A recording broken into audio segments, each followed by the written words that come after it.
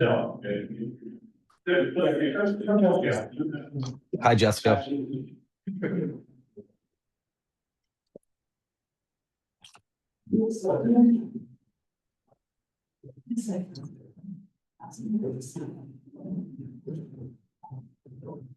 Jessica, did you print the questionnaire?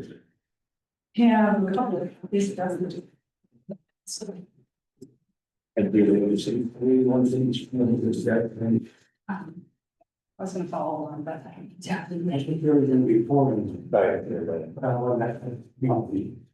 Going broke, Marty, I can't. No. I didn't mean that way. Like, that's like, We'll make sure that I got it. If I don't do mine the way that I did last time, I'm just gonna go A and then 1, 2, 3, put my answers on here. Use one set of questions. So on our first one is via Zoom, and is that our second or third? I think our- Let's see. Yeah, first one's in, so yeah. Okay, that's what I was wondering, good. So we're doing 2, 4, and 6, right? Yes, sir. Right. All right. Good, are you? Good. And who's our first one, 2? Yes. And then 4, and then 6. Yeah. Right, but they were just an order. Yeah. Yes, Really Sam, that one, and then you said. yeah.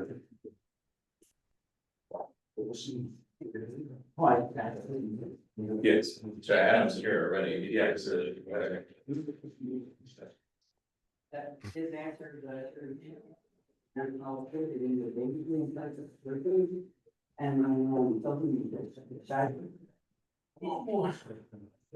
that's This is a little bit. I like that little, you're like a thief and however it's going, you're going with it. You know, you asked me. Yeah, well, I don't have you my names, right? I know. That's why, that's what He asked me, like, where it's today, and then said, if you want them to be involved, you're even one, but I can also see you saying you can back from one, I'm like, yeah. Hopefully not 3 hours almost.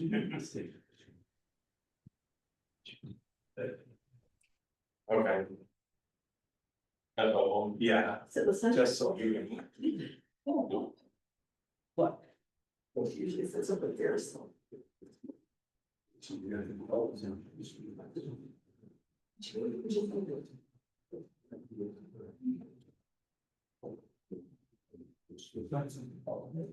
Jessica.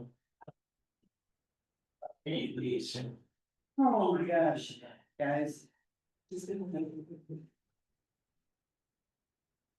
Get any warm, Rosa? It's beautiful. Absolutely gorgeous. I'm in there with that. Alright, 3 p.m. Call me, is it 3 that we're starting? Or 3:30? It's 3. Alright, it's 3, I'm gonna call meeting to order.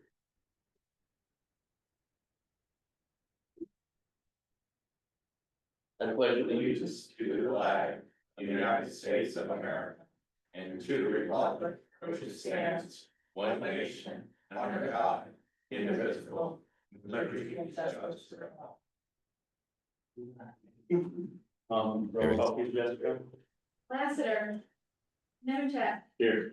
Farrell, Here. Moody, Here. Pritchard, Here. Form President. And then, I wanna make a motion to excuse the absence of, Mayor Brooklyn Lassiter. He did let me know I was late on arrival at the noon meeting, getting back from a VA appointment. That he's not, he had something pop up at work, so that's why he was not available in the first meeting, that's why he's not available now. So I'd just like to make that motion. Sports. Further discussion, all in favor say aye. Aye, all opposed say nay. Moving on, so. We do have public comment on here. Would anyone like to make a public comment? Just please state your name and address. Any questions, concerns? Provide any input on the process? Alright, I'll close public comment. Going to agenda item number 4, city manager interview. We have 3 individuals lined up for interviews today. My understanding is candidate 2, Sam, candidate 4, Adam, and candidate 6, that I'm just referencing as Kip, I think is what he goes by. The first one is via Zoom. We do have Adam here already, kind of timetables and talking through expectations on the timeline that we previously followed, staying consistent to that. We're doing 1 hour per candidate with about 15 minutes pushing time in between. Does that sound right, Jessica? An hour per 15 minutes, okay? So we can just roll right into. That hard stop at 6. First up, 6 for that, Yeah. Yeah, it was 45. so that leaves us about an hour each for each candidate, so with that hard stop in mind, does anyone else have any questions, comments, concerns on the commission? In regards to the interview process, we'll just get rolling with candidate number 2, which is Sam via Zoom, and then we'll just roll from there, and it looks like we do have James Freed is, and we do got a visual of him. Looking good today, James. I'm looking chubby in this camera, but gee. That's Ed Bounds, remember? Yeah. That's what I keep telling myself. Thank you for joining us, James. I was just explaining to the commission, we're just gonna start walking through these 3 candidates we have, start with the first one, Sam via Zoom. We'll probably ask you for maybe input as we go through this. But we'll be reflective in that position we put you in and not create a hard stop. I had Adam first at 3. And Sam second. Yeah, thanks for the correction, because I think you're correct. I'm not seeing Sam on Zoom. So Nope, we'll just, he'll join in at 3:50. yep, and Adam's here already, so we'll just get rolling, okay? Perfect. Thank you for that, James. Do you have anything for us, James? No, I would just, again, we've been through this once before, but again, we provided questions that allow them to share with us about their personal life and things about them. Stray away from questions that would, run afoul of Elliott Larson Act. And we have 3 really good candidates. I'm excited to learn more about them, and I think your community will be as well. All right, great. Thank you, James. Thanks, James. Adam, how's it going, sir? Oh, beautiful day of travel. Well, Adam, I wanted to appreciate you making the effort to be here today and coming from here and interviewing with us. What we'll do, just kind of staying consistent with the process, is I'll open the floor up to you, to let you kind of just introduce yourself, make an opening statement essentially. Sure. And then what we'll do is we'll go through this questionnaire. This is the same questionnaire we used on the first round. It's the same questionnaire we're gonna use on the other 2 candidates today. At any point in time, because even though it's a single question, like question number 1, there's like 2 or 3 question marks in this question. So at any point in time, you need us to repeat that question. Don't hesitate. Please don't be nervous by any means. Sure. And what I would ask is if you can provide, these questions are, the basis of these questions are behavioral response format. So if you can be very specific in a specific scenario or an example, that would help us drastically in your response that you provide today, okay? Very good. All right, anyone else have any questions, comments, or you ready to roll? All right, Adam, the floor is yours, sir. All right, well, as far as my background goes, obviously a brief summary, but I've been working in local government for most of my life. I have 15 years municipal experience, give or take. And then the last 6 years, I went to the nonprofit sector, and I was president and CEO of the Chamber of Commerce, got me involved with the local businesses in Alpena. We had nearly 500 members, and somehow or another, I ended up inheriting the economic development from city and region during that process. So it was an interesting ride, and that started right around the time of COVID, and I've had to do a lot of business assistance for 5 counties down the eastern shoreline. In addition to that, like I said, we inherited the economic development aspect of it as well. But more importantly, like I said, I've been involved with local municipal at various levels, being the director of economic and community development for Alpena. And then, like I said, I moved on just to the nonprofit thing. So I'll be in the process. I've kind of utilized not every, but almost every department within the state of Michigan and the federal government as far as just for grants, working with the partnership, I've testified in Lansing for housing, regarding like Airbnbs and that kind of thing. So I know a little about a lot. All right, thank you, sir. Just to stay consistent and help my memory, we'll start with you, begin Commissioner Farrell, and we'll rotate per question, and we'll alternate beginning as we move through the candidates. Okay, thank you. What prompted your decision to leave your current position, replace an employer, or look for an alternative position and apply to Point City to be the next manager? Sure, no, I was, like I said, I was with the chamber for 5 years and, ultimately speaking, my board wanted, additional members, and they wanted it to be more of a sales role, which, wasn't, ideal for me. I'm very good with administration, I'm very good with numbers but as far as cold calling and sales, that's not exactly what I wanted. So ultimately, I moved on, I want to get back to the world of municipal government. So that's why I'm here. Boeing for me, I've been in Northern Michigan now for 12 years. I would love to stay, I want to stay in Northern Michigan. That's where my kids are, and I want to be close enough to them. And Northern Michigan is a beautiful place, and being is awesome, but Boeing is a beautiful city. Thank you. Thank you, sir. What are your impressions and the challenges and also possibilities for the city of Boyne City? Ultimately, I think Boyd has a lot of opportunities. Obviously, you guys do a lot of tourism, but I would, you have, an industrial base that probably could be continued to be developed. I'll be honest, I'm not as familiar with Boyd as I am in some other places. I've spent quality time in Petoskey and Lake City and a lot of other municipalities on this side, but Boyd is somewhat new to me in my research and reading through your 300+ page budget and CIP and all that. I do believe that there are some opportunities with various state programming that could be utilized to further develop Boyd, but ultimately that needs to be done with the general consensus of the city itself. So we want to make sure that whatever is developed is done so in a manner that the population supports. Thank you, sir. Fun fact, we have the largest industrial footprint in Charlotte County. Yeah, and what is the most important task or function of a city manager and why? Ultimately, it's representing the city itself. Anybody can look at spreadsheets and not anybody, but many people can look at spreadsheets, make sure the numbers make sense. But that's vital, obviously.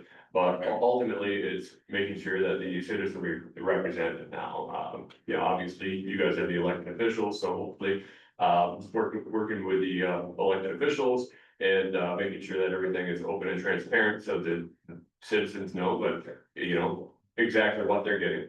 And not just making sure that everything is managed in a way where they're well informed and also financially stable. Okay.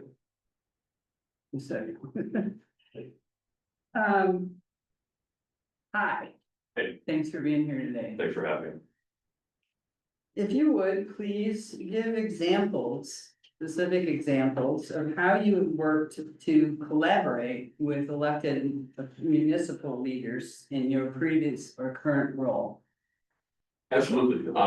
As far as municipal leaders go, one of the things that we dealt with a lot was community engagement.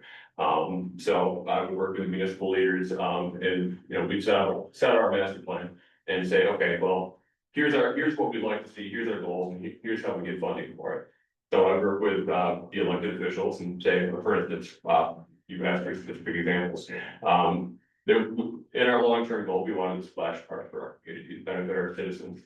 So I was able to work with our elected officials, and on top of that, partnering with the Rotary organization. Rotary fundraised for several years, and we're able to raise $200,000, which is a good start, but unfortunately it wasn't enough. So what we were able to do is work with the elected officials in addition to Rotary, and we were able to get an MDNR grant for another 200, and we were able to make what would have been a very nice splash park, pretty spectacular element in the community. One of the other things we were able to do is there was a large building And right in our downtown, right next door to Drawbridge, it was the former Alpena Power Building. So I was able to work with, utilizing the various elected officials, we were able to work with Alpena Power, one of our major employers in the area. And we not only convinced them to, allow us to get a grant to tear down the building, we had them donate the building to us. In addition, we asked them for 5 years worth of property taxes, and they were able to basically be the match for the grant. So they said, well, this building is sitting vacant, we can get it off our hands, we'll take the tax deduction. And then they ended up giving us 5 years worth of property taxes being we actually couldn't do it through the city because the city had certain laws that basically said any city property needs to go to the people, so we actually had it donated to a nonprofit. And we were able to tear that down at no charge to the city, and that was with very much help from the elected officials. How'd that work? You got tax money from Alpena Power? No, well, what happened is we said, here's your projected property taxes for the next 5 years. And then we said, please give us what you're gonna pay for over 5 years. Give us the building and the development site and the site. And we'll use that to get a grant from the state. And we were able to use that to tear down the building and make a prime development site right in the middle of our downtown. So it was definitely trying to think outside the box in that one, but the city didn't have a great deal of funding and they couldn't afford to tear it down themselves. So we were able to get that grant, we were able to get them funded, and ultimately we have a prime development site in the middle of our downtown now. And the splash park went from a $200,000 splash park to a $400,000? Right, we were able to utilize 50-50 match in the MDR trust fund. The only dilemma with using some of these grant dollars is it takes more time. So and obviously it was a year later than they would have liked, but ultimately we were able to make it wasn't just a splash park, we got a lot of walkability improvements as well, lighting and that kind of thing. Just a quick follow-up question. Sure. What was your capacity for that example? Which one? For the Alpena power plant, what was your role? Absolutely, I was the one that ultimately I met the local officials and asked them to reach out to Alpena Power on our behalf. I was the one that coordinated the deal, because I was the only, the economic development director at the time, so. I did work with the city manager and the elected officials as well. They gave me the right people with Alpena Power, but ultimately they wanted to get rid of it for a while, and because it was an eyesore, it was, problem, in fact, it was kind of an urban explorer paradise, but also very, it was a decaying building, so it was a little dangerous. So they wanted to do the right thing in the community, and we were able to help them out. So your role was, following your resume, department head, Alpena, Michigan Planning and Development Director? Correct. Okay, thanks, sir. Well, I don't think we'll. Okay, second. As city manager, what groups would you expect to communicate with on a regular basis? And what would you do to establish and keep channels of communication open? Well, first and foremost, obviously would be, in my opinion, would be staff. We need, you have to have a really good relationship with your staff members and your department specifically. I believe in an open door policy. I had a great mentor, kind of showed me, what it's like to be a kind of a leader. And the other, obviously, the other group you're gonna be communicating with most, the city manager, would be the elected officials, you guys. Because we wanna make sure that everyone knows what everyone's doing and, we're all pulling in the same direction.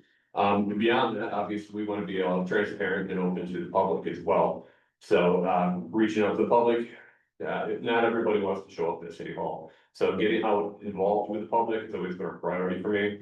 Having good relationships with community groups such as Rotary or Kiwanis or various things. I jokingly said I did a speaking tour. I would speak to them quite a bit. I have my rotation down, so I go there for lunches or their various meetings.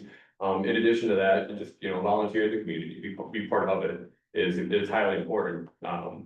Because like I said, not a lot of people necessarily want to come to City Hall on their evening and that kind of thing. But if you're out and part of the community and communicating with everybody, they're able to stay up to date and hopefully everyone's being represented.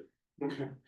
Just kind of a follow-up to that, keeping the channels of communication open, how do you accomplish that in your current roles and how do you see that playing out here? ultimately, yeah, for me, it's be available, whether that's, picking up the phone or, visiting in person. One of the things that we're able to do, and I'll get more into this, is, if for any issue that, you can usually tell if they're going to be, divisive or not. Obviously, you have to have public hearings for various things, but a lot of times, public, like I said, having a outreach session in their neighborhood. For instance, we had a school that we were developing, or trying to develop, and it was going to be basically, they wanted to put low income tax credit housing in there. And the neighborhood was not gonna go for it. They did not want family low income housing, so what we were able to do is we convinced, we met with the developer and said, look, it's probably gonna be better if it's senior housing only, limited to 55 and up. And we actually had a meeting at the school right in the middle of the neighborhood, and we actually went out, passed around flyers door to door, in addition to mailing. And we actually helped, we had the meeting there, and we had quite a bit of interest at the time, and we were able to communicate the information, and eventually, it took a little more time than we'd like, because they had some problems getting the grant initially, but through Michigan. But eventually now, it is now senior housing, it's pick-up line school, and it's been a very big benefit to the community, but there was a lot of trepidation, and there was a lot of knowledge that needed to be communicated, so we were able to reach out to them directly. Thank you. Question number 7, how do you envision getting engaged within the community of Plymouth City? I think I talked on this a little bit, for me, you need to be part of the community, there's running edges that you need to be involved in 10 things outside of your work that are involved in the community. I think that's in reality probably a little bit low. Whether that's whether that's church or just, a league of some variety, volleyball's a big thing over in Alpena, I'm sure it's probably big here too, or whatever, be engaged in the community, volunteering. One of the things that I was able to do is we did an ice fishing tournament. That was a lot of fun. I helped organize that. That was a fundraiser for kind of the river center, so we were able to improve one of our public spaces. And the ice fishing tournament benefited it. So really, it's a matter of getting involved, but also obviously being transparent and opening your communication to and not only elected officials and public, but just making sure that you have things on the website, for instance, your agenda packets, your that kind of thing. Because if you're not updating them, then again, not everyone's going to come into this building. All right, and provide an overview and assessment of your biggest professional failure. I don't know if I would call it a failure, but we'll go with the RV park example. And City of Alpena has a lot of waterfront parks. And parks, they don't necessarily generate, they're very beneficial to people. If people aren't using them, they're not really benefiting anybody. So what we looked at as an example, we saw Tawas, they actually had an RV park along the right under beach, and they were able to potentially utilize that to pay for their entire park system. So we were looking at this, and we have a 20-acre park that unfortunately very few people were utilizing. The other side, one side is Mishakibas, the other side is Starlight. Starlight had all the improvements. Mishakibas was for the geese, unfortunately. Yeah. So what we proposed to do is we proposed 10 acres, put that aside and potentially build an RV park that would fund a great deal of our park system. Citizens, again, this is one of those areas where we did a lot of public feedback. We wanted to make sure everyone was aware. We wanted to get everybody's temperature. And so we had some public outreach sessions. We actually had a book of our convention center, because it's a lot of people with a lot of thoughts. And in the end, citizens let us know that this is not an area where they wanted to move forward. So we said, okay, we made the case and said, here's how much money we could generate with this. But ultimately, the citizens decided that it was not for them. And we moved forward, and we were able to do, we went through a planning, that inspired a planning session, and we were able to plan out that park. We were able to get some other amenities planned for that area, and, I believe now they've installed the new volleyball courts and a few other things, farmers markets over there. But, ultimately speaking, it didn't move forward, but that was an area where we wanted to make sure the public was represented and it worked. Good, so it basically stayed car, What's that? just basically just staying more traditional. It did, like I said, they're making a number of improvements, I think there's a small, bike area in there now. Like I said, they put volleyball courts in there and the farmers market utilizing it. So ultimately, it's being used, but there's still about the other 10 acres that, hasn't been improved yet, but I think I know there are plans in the future, because we're going through the planning process. Thank you. Perhaps it's because a result of your background, this question kind of ends up being the same. You give an example of how you handled the rejection or dismissal of your ideas or policies in a professional conduct. Sure, and, I touched on that with the RV park idea, but there's there's been a few along the way, for instance. We've had some cases come up, there was, I can think of one because it kicked out. I was in charge of the zoning board of appeals, and there was somebody that wanted to advertise on a trunk line, and it was for basically this organization was a nonprofit, they help people with, people that have relatives with cancer, they would essentially fund their visits and basically hotel stays and that kind of, it was a great work, it's a great organization. But they wanted to do off-premise advertising on a trunk line. And ultimately speaking, I told them, I'm like, I can't move forward with this the way it is, we don't allow off-premise advertising. And we cannot do that on a trunk line. You can ask for a variance, but ultimately speaking, I'm gonna be recommending the denial because we specifically have a lot of things about off-premise advertising. It's not something we wanted to encourage, and we didn't want to set precedents. Ultimately, the zoning board, they decided, that they were going to allow it anyway, because it was a really great cause. And, I just let them know that, hey, here are the legal ramifications, but moving forward, I said, if you approve it, then we'll move forward. And it's just, I guess for me, it's when you have a disagreement, when someone has a disagreement with you, it's nothing personal. It's just a professional issue, and you move on. You just try to recommend the best policy, and ultimately it still makes a different decision. It's part of the business environment. So I don't let that bother me when it does occur, and ultimately. It's part of the process, and anytime, again, I've been in government for 15 years now, and there are times where things don't go your way, but you just have to take that with just the professionalism with professionalism moving forward, and just realize that, hey, we're part of the government, and not everyone's gonna think the same. Thank you. Describe a situation that exemplifies your philosophy of leadership. The more specific, the better, if you can. Sure.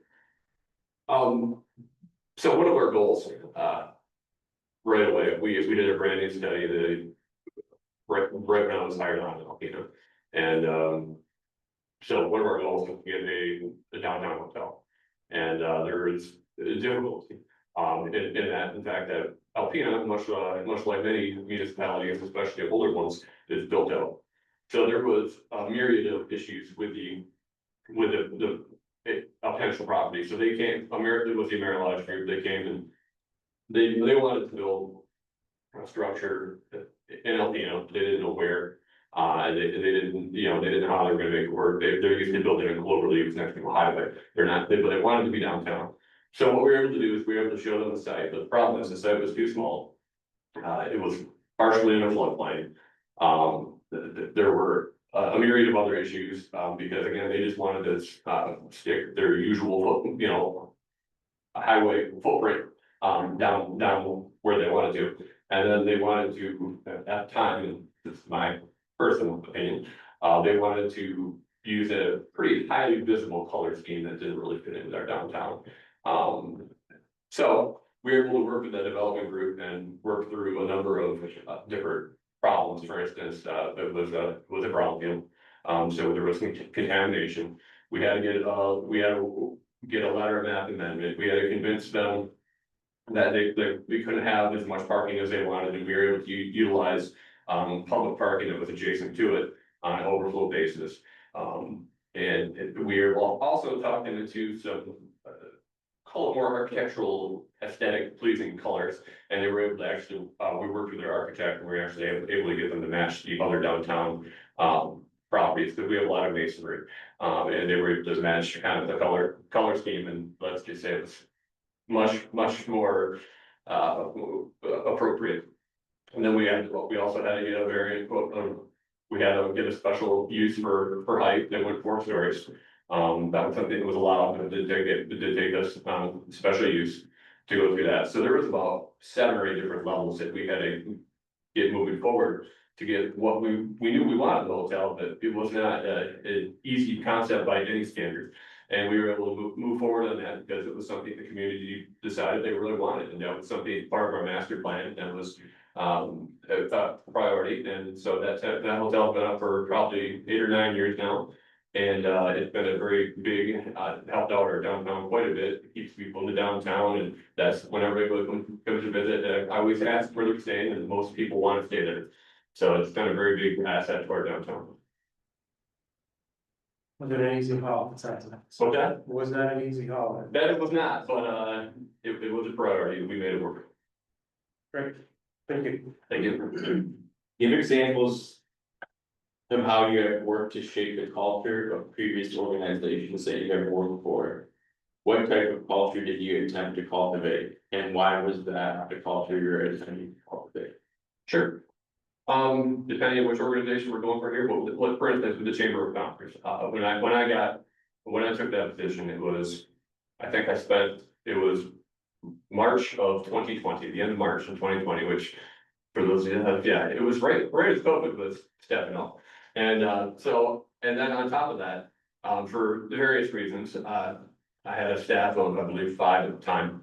And I lost 3 of them, they were the private sector, or even before I could even set foot in my office, so at least I know it wasn't my fault. But nevertheless, so by the time we got back in the office, it was me and 2 other people, that, had been there previously. So we were able to,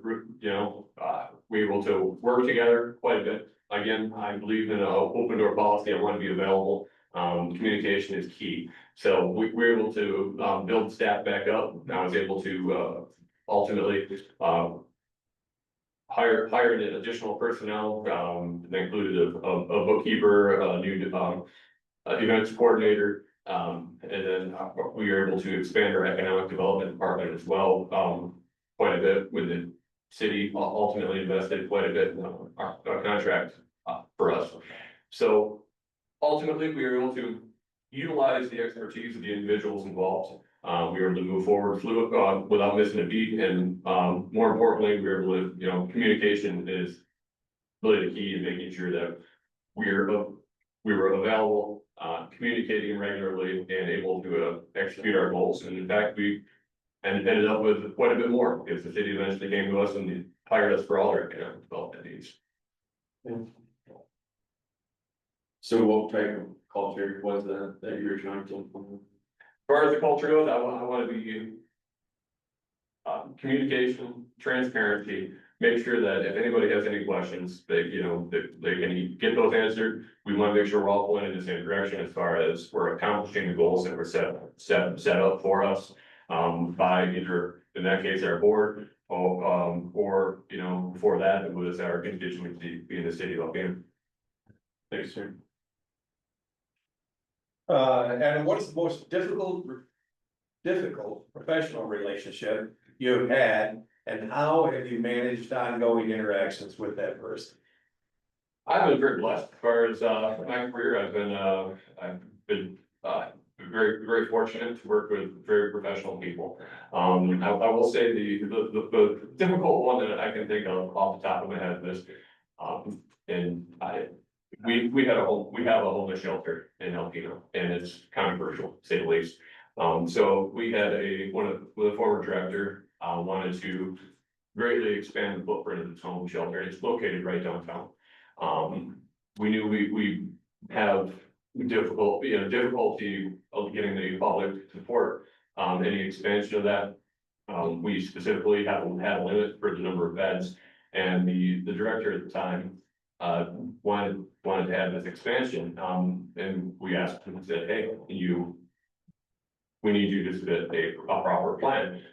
His proper plan, was him drawing on a piece of graph paper, and he submitted that, and I was happy to communicate with him, I'm like, we're not gonna be able to get it passed like this. And then he also wanted a caveat that said, we wanna have, emergency shelter for inclement, essentially for inclement weather, for additional people beyond 36 beds that were allowed.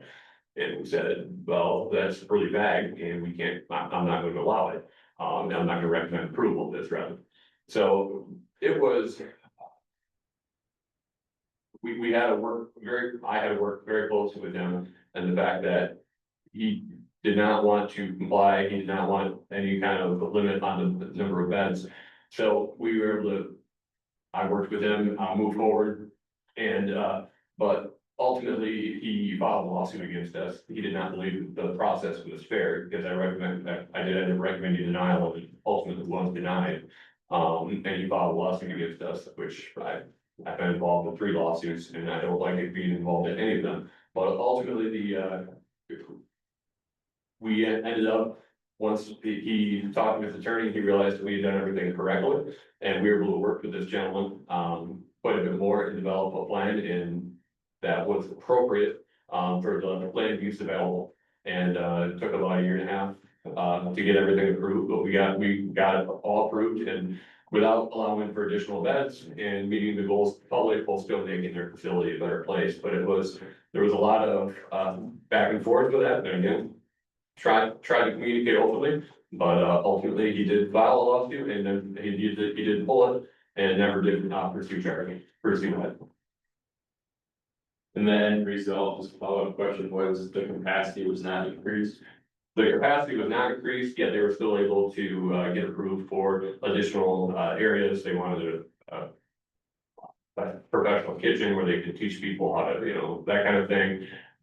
They wanted a meeting center, but basically we ended up working with them and say they can't allow additional people here without going through, we ended up not allowing additional people because that was what the community had approved.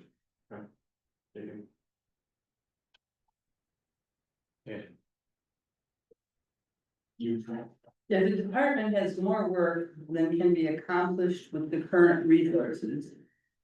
How would you approach problem solving in this situation, and why? Sure, depending on how long-term, that problem is, that situation is gonna be, call for different measures.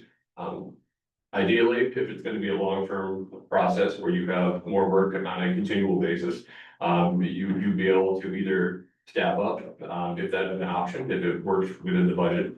If that's not an option, to look at potentially getting more efficient, whether that's gonna be allowing, certain other jobs maybe could be done by a different staff member or different department, really looking into that, or just figuring out exactly how to make things go smoother. And that's either utilizing additional technology that can help. Sometimes it certainly can't, that can be more confusing than not on occasion. But I would look at just different methods of either allow for more efficiency, allow for, additional staff members from maybe a different department to help out if it makes sense and is allowable by either your unions or whatever you can.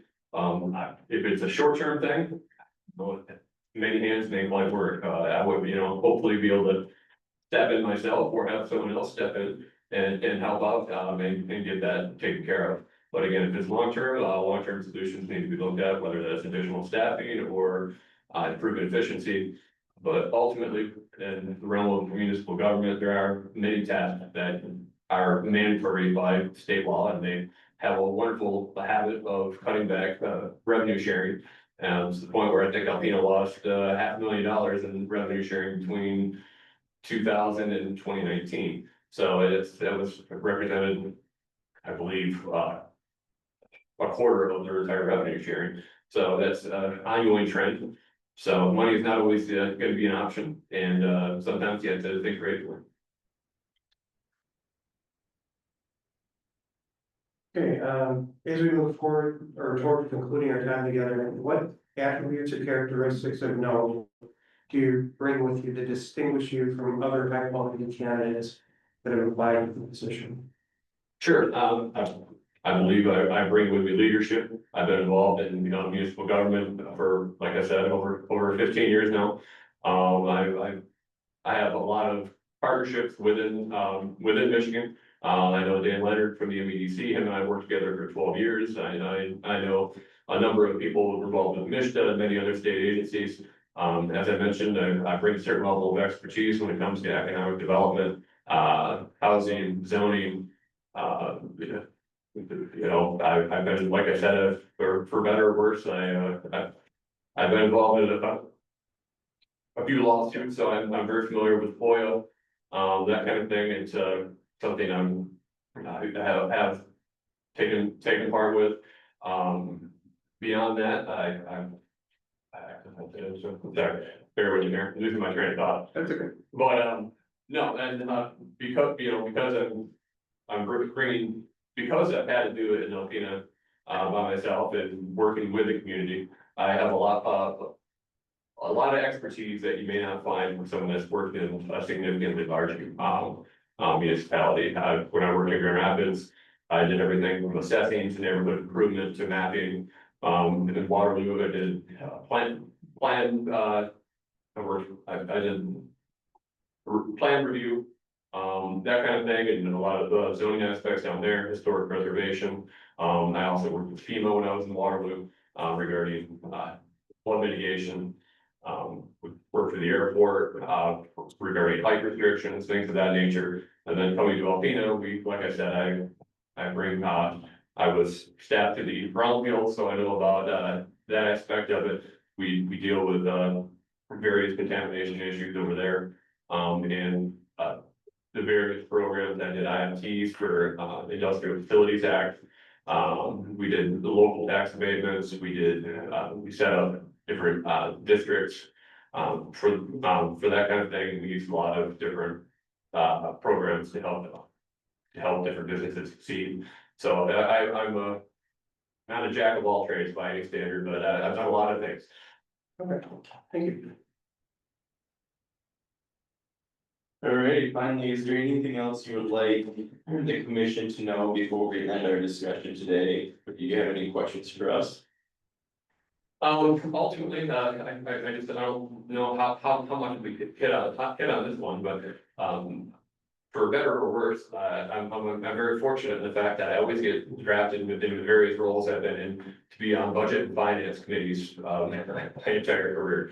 I was on the NEMCOG finance portion for 6 years when I was there. When I took over Thunder Bay Transportation, I'm up until last week, I was president.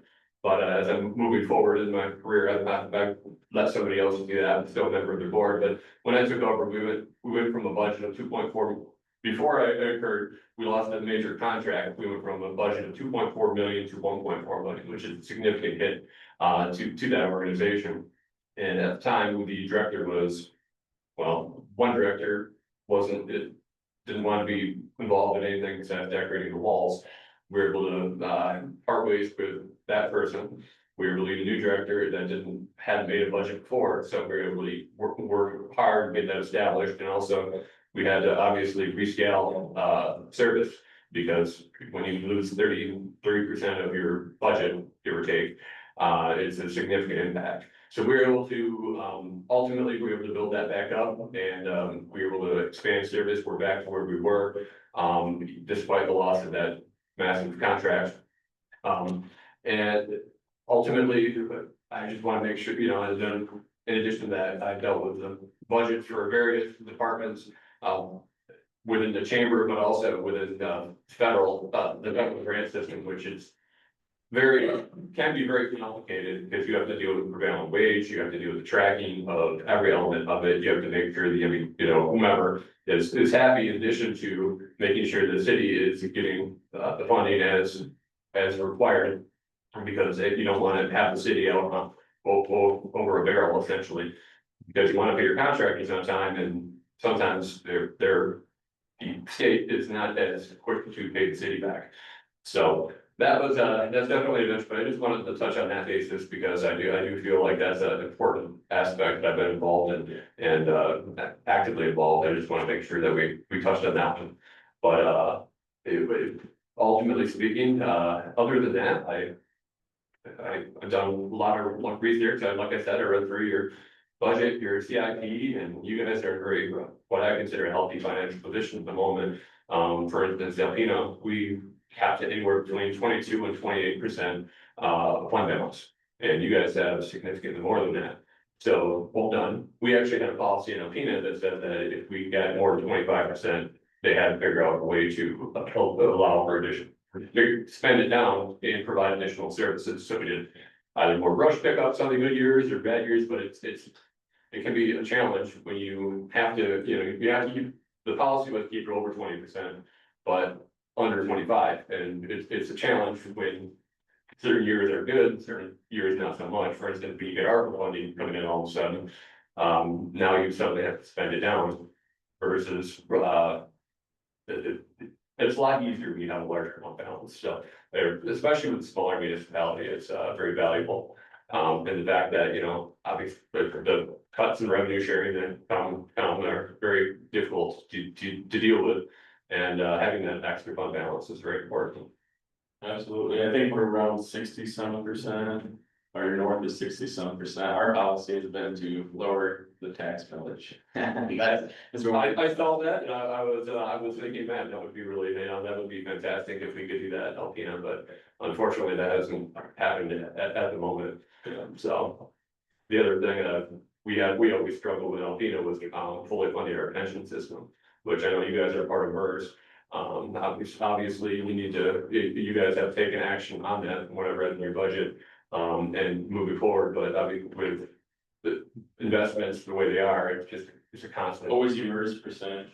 What was that? And what was your MERS 100%? We didn't have MERS, and I think we actually we had our own pension. When I left, we were at 79.8. But it's difficult, because right around the time I left, we got COVID happened, and again, and whatever, our ARPA dollars came in, but couldn't apply it to for whatever reason, couldn't apply it to our retirement, which probably, should be going to the taxpayers anyway. But, so we were actually pretty healthy compared to some, but there are many other communities that with MERS that have much more. Yeah, we're around 90-some%. That's impressive. Yeah, very impressive. Anyone else have any follow-up questions for Nat? I do, and describe a time you had to manage a budget for a large capital improvement project, Sure. any kind of infrastructure. How did you track expenditures? Manage potential cost overruns and ensure the project stayed in financial constraints? Absolutely. The one that comes to mind is there is a large building, on the other side of the drawbridge, that's from the property I talked about earlier, called the Arcana Furniture Building.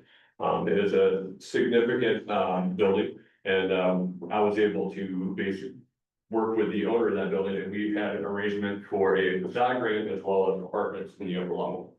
The facade grant itself, I believe 1.2 million. The apartments themselves were, I believe I got $400,000 for the apartments. It was a while ago. So it would have been more now, but nevertheless, so we were able to get essentially 1.6 million for that project. And because it was federal dollars coming in, the CDBG money, everything had to be prevailing wage, Davis-Bacon wages, and we had to monitor that, make sure everyone was getting paid appropriately.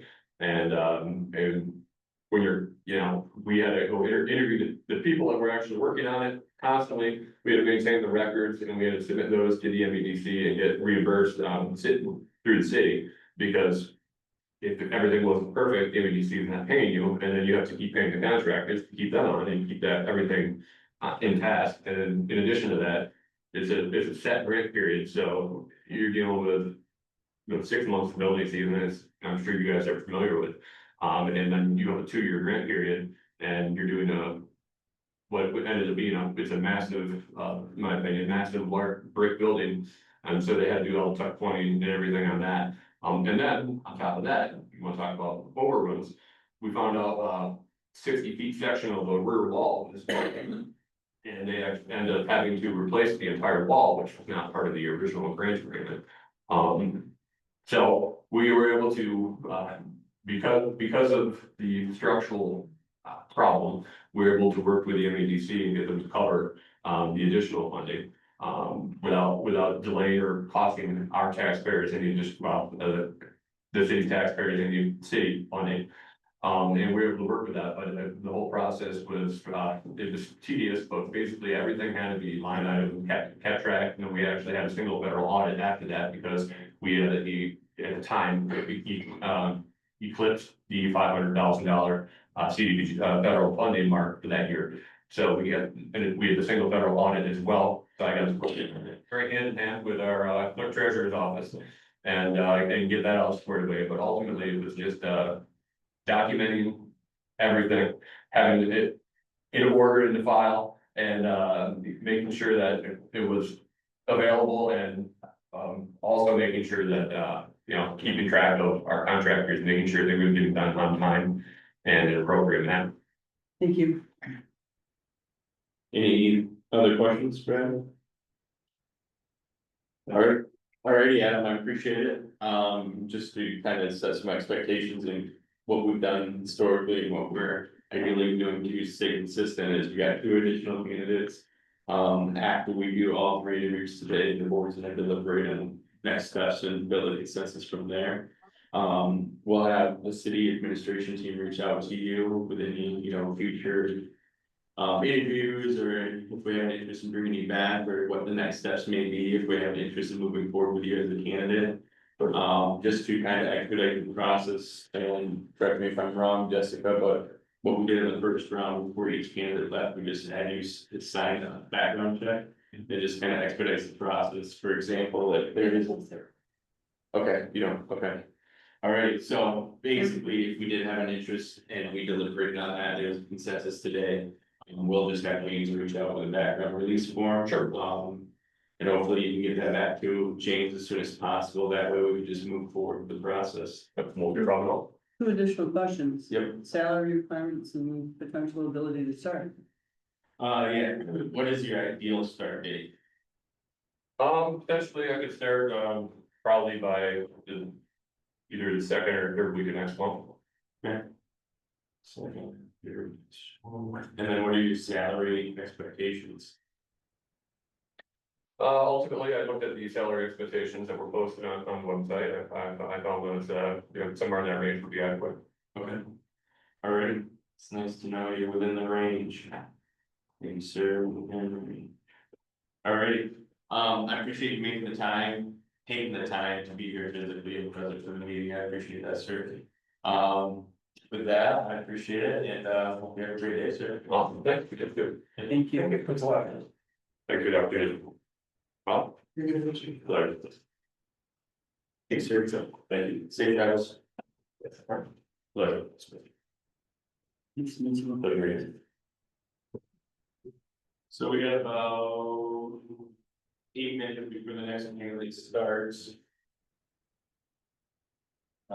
James is with us right now. Can you guys share a copy of the resume with the press? Yeah. Thank you. I can, you can just take a picture. Yeah. It's confidential information. Oh, The resumes should be, those are.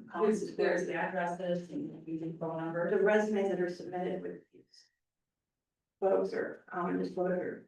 So you're There's looking, so not- you're saying you're the guy personal information like address and phone number. There's a. See, so I submitted a FOIA yesterday and didn't hear any response, so. we need to get a copy of, this is literally like, I didn't have to submit a FOIA for the information earlier from the meeting earlier today. We should not have to be submitting FOIA for the information that is candidate. So when will that be provided? A resume that's able, You'll get them within 5 days.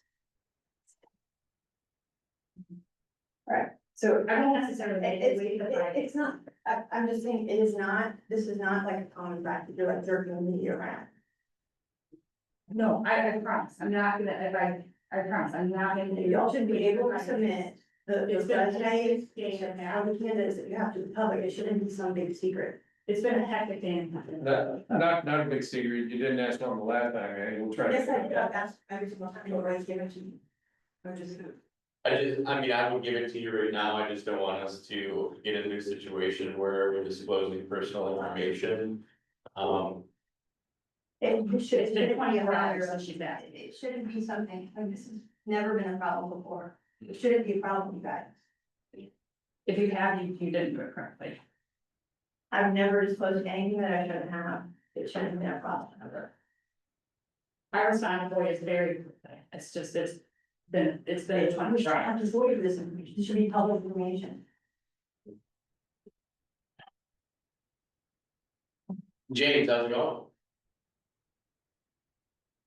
But just, Hey. I'm listening, I would just say, the city has a legal obligation to protect the personal information such as phone numbers of not only the candidates, but their references and their addresses and their references. So I appreciate Jessica completing the legal obligation of the city. Thanks, James. You want to take a quick break before the next interview? Yeah. Yeah, we'll take 5 minutes. Is the next interview on Zoom? Yeah. Yes, he should be. I'm gonna shoot him a text right now to hop on. Okay. Alrighty.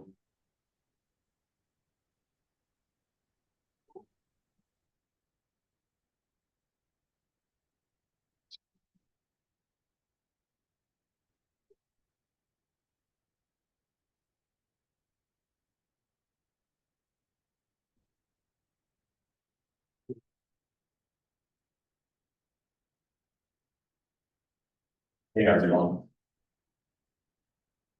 Yeah.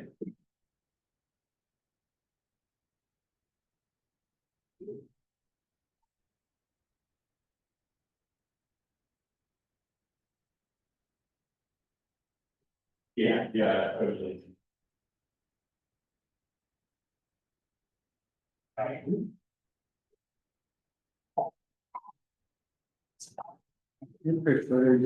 Our interview question for you,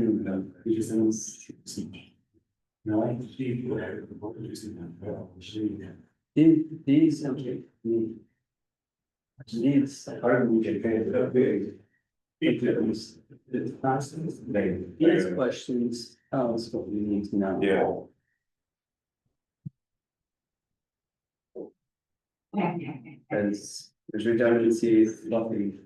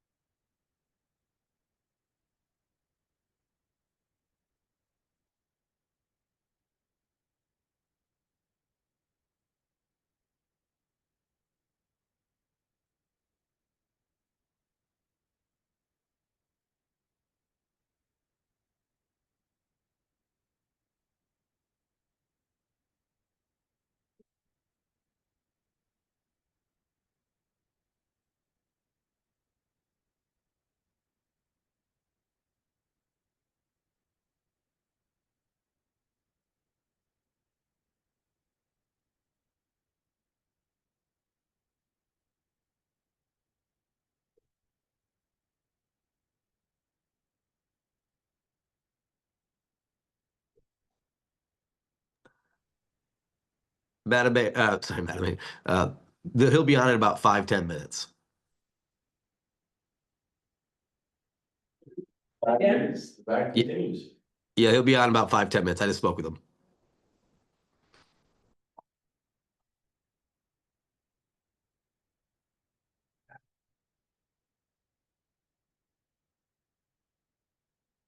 You guys having fun? Oh, yeah. Kind of interesting, you know what?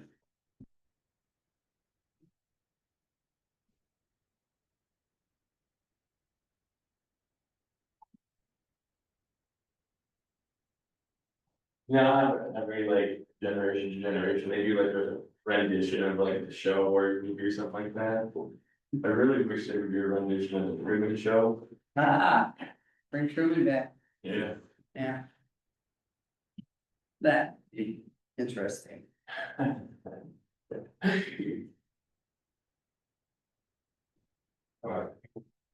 James said that candidate would be on only 5 minutes, Jessica.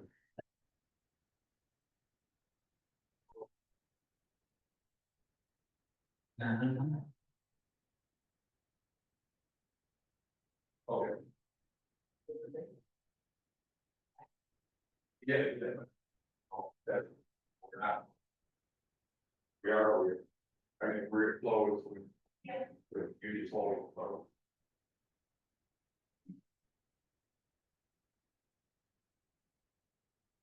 Oh. Hang on. All right, what about? Yeah.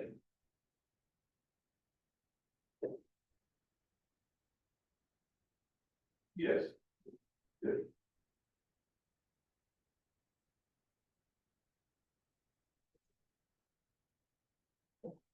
Maybe. All aim.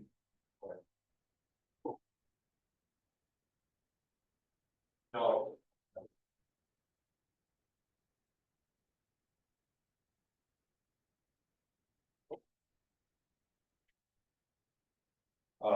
Yeah, the security company.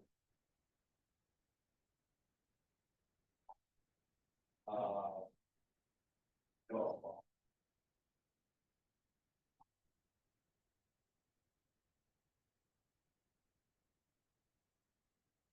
Okay.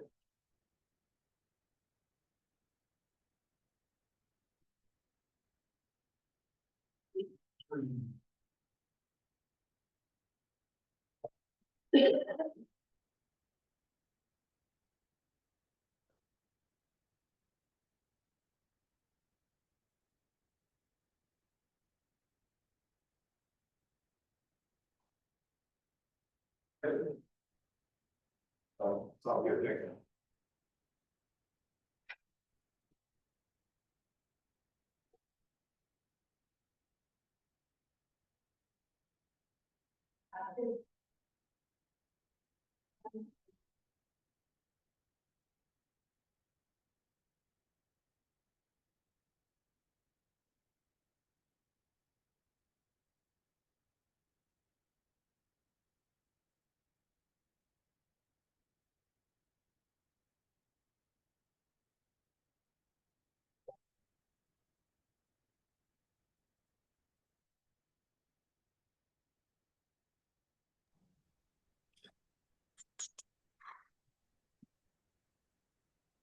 James, how's it going? Good, fantastic. I just talked to Sam. He's getting his stuff put together right now to hop on. I kind of told him to lay loose until I called him. Just I didn't want to hop on when there's someone else is interviewing. So Yeah, understood.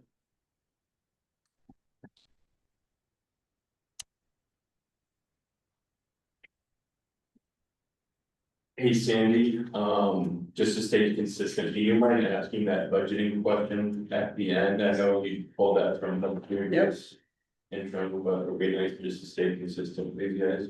It's number 5, from the last go on. Thanks.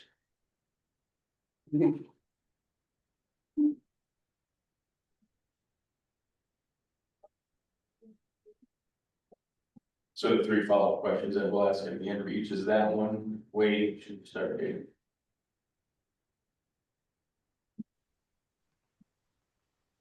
Hello, everyone. Let me tilt my Good. computer down a little bit. Sam?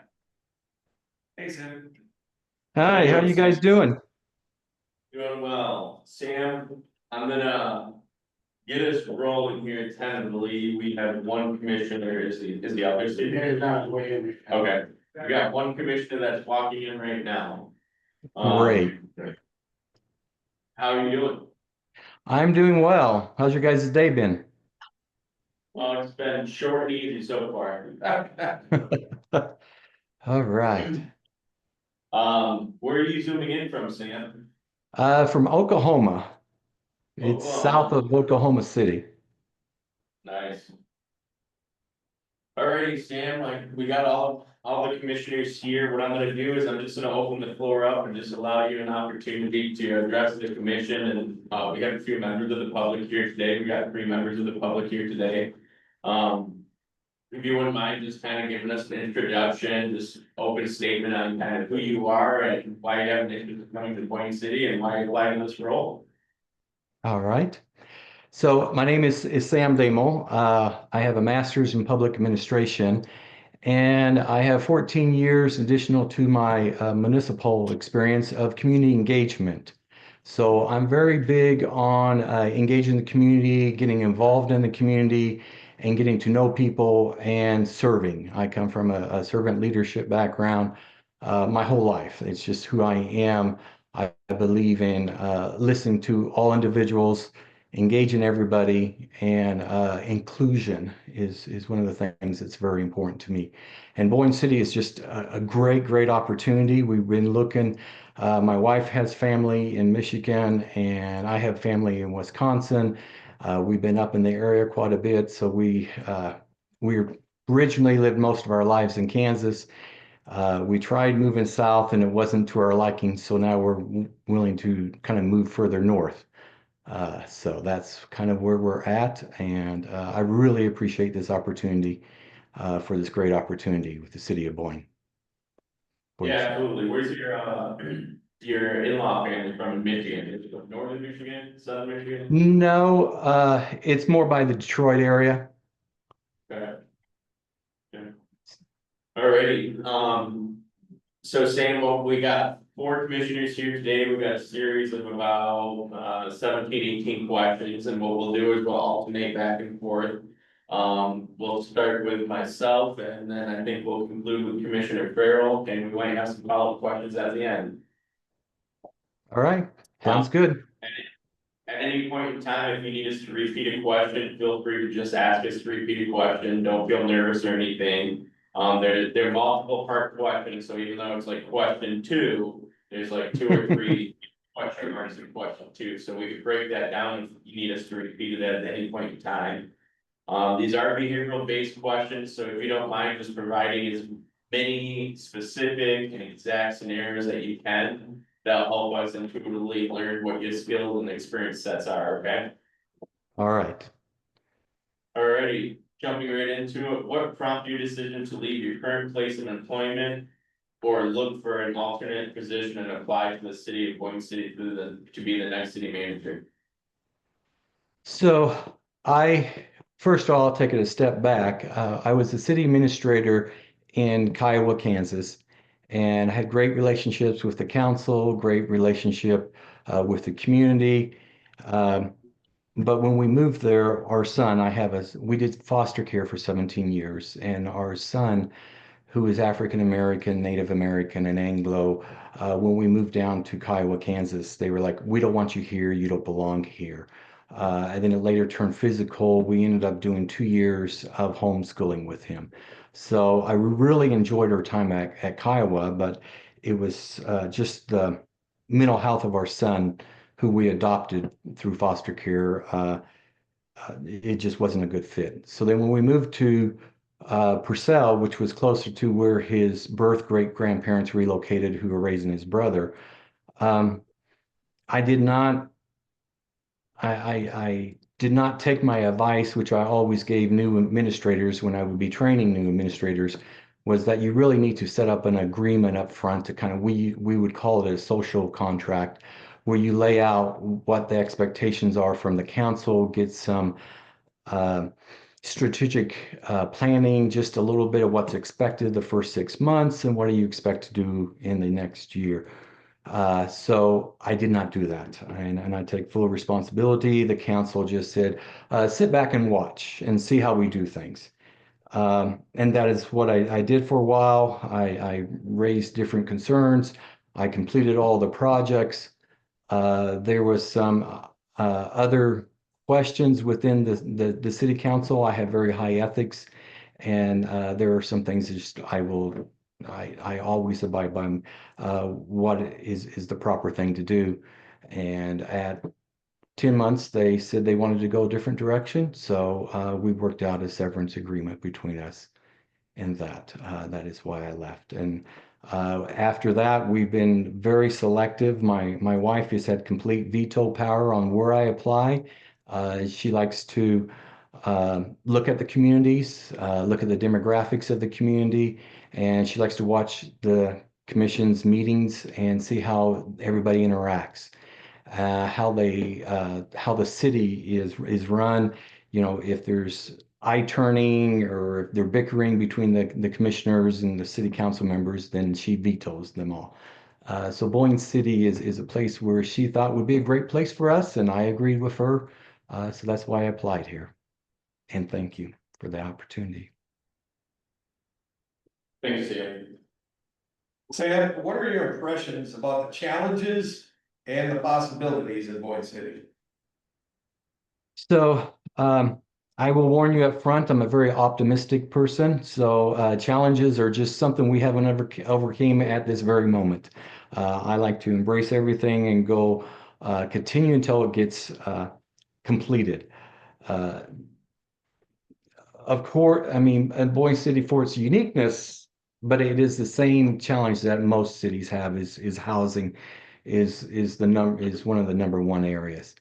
That being able to provide housing for the whole community that meets the needs of the whole communities, especially with the diverse economic businesses that are there, you need to be able to have housing that meets those needs. It's such a unique and beautiful place. You got people transferring and bringing in money, but you have the people that are working there, that's in the industry. So you got to be able to look at the varieties, and that can be done a lot of different ways. So the other thing is, like I mentioned, I'm very strategic, and I've done over a dozen strategic plans with cities, with nonprofits. So that community engagement on where the city, you know, where does it want to be 20 years from now? What does that look like is very, very important to me. So that's always a challenge in engaging the whole community, getting them informed, educated, and getting their input on moving forward. Thanks, Ed. Thank you. What is the most important task or function of the city manager, and why?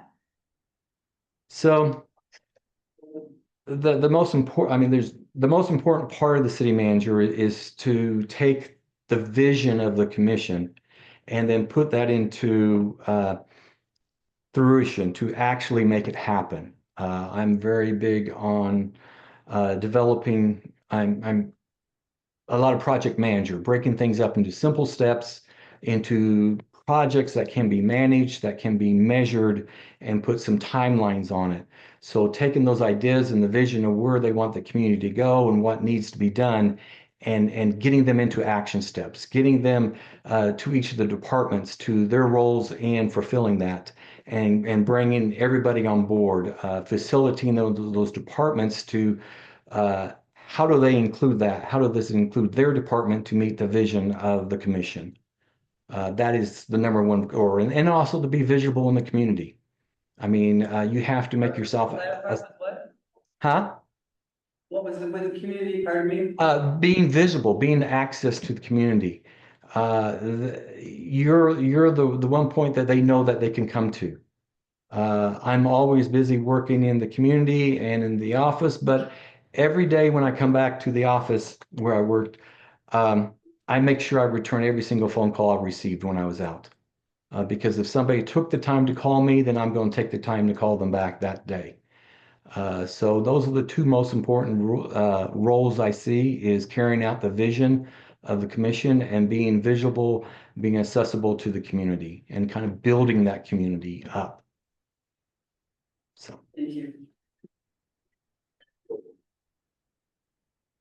Sam, can you give us some examples of how you worked to collaborate with elected municipal leaders in your previous or current role?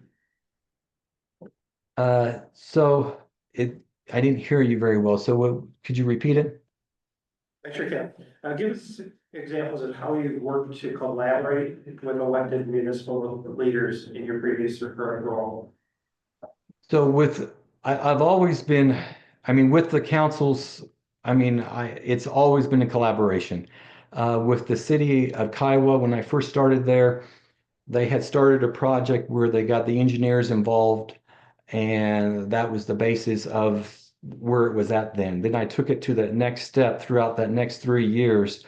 We had a water completely overhaul system of the city where we replaced 90% of all the water lines in the city and 17 miles of delivery line and the well house. So this was an ongoing project throughout my whole 3-year term there. So I kept the council informed on everything. I'm very big on making sure on the budget, on the finances. I want to make sure that the commission has before them every month a simple, readable financial department, so they can see each department. This is what we spent this much. This is what we spent the month before. This is what it was a year ago. This is where we're at each budget, making it simple but easily see and broken down, so we can see all the trends that are going on to help provide you information. If there's something going on, you want information, I'm going to provide you as much information as I can provide. I will talk to the commission to find out, hey, how do you want to be communicated? Because I strongly believe in letting you know as soon as I know something's going on. If we have a water line break, if there's a road closure or an accident someplace, I'm going to, text you or email you or just call you, whatever it may be, so you know. So in case citizens say, hey, I'm without water, when's it going to be on? You will know about it. If I know about it, you're going to know about it. On the project side, I keep a project management. I have a software tool that I use. In Purcell, we had like 12 major projects all going on at the same time. So every 2 months, every 2 weeks, I would send out a project management report to you that outlines every project and the different steps, the timeline, and where we're at financially along that timeline to keep you informed. My job is to keep you informed on everything that's going on. And if you're needing research on how to do new things, or if we're looking at a project, that's my job, to provide you with all the information. And then, asking those critical questions to help you come up with the best solution. I like working with a commission where, it's give and take, and we come up and we brainstorm and come up with the best solution. I don't care whose idea it is, as long as it's been thought out, well thought out, and the best ones come to light. I also like partnering with the county. I've always partnered with the county. I always, when I was in Purcell, I partnered with the Chickasaw Indian Nation. So whatever partners, there's a lot of community partners I need to be involved with that's outside the city also, that builds up. You got a great Main Street. You got a lot of groups that I need to be involved with. So, but that's how I build that with the commission. Great, thank you. You're welcome. As city manager, what groups would you expect to communicate with on a regular basis? And what would you do to establish and keep channels of communication open?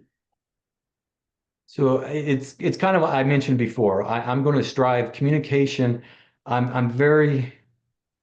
Trust is a huge issue for me, between me and the commission, between me and the staff, and between me and the citizens.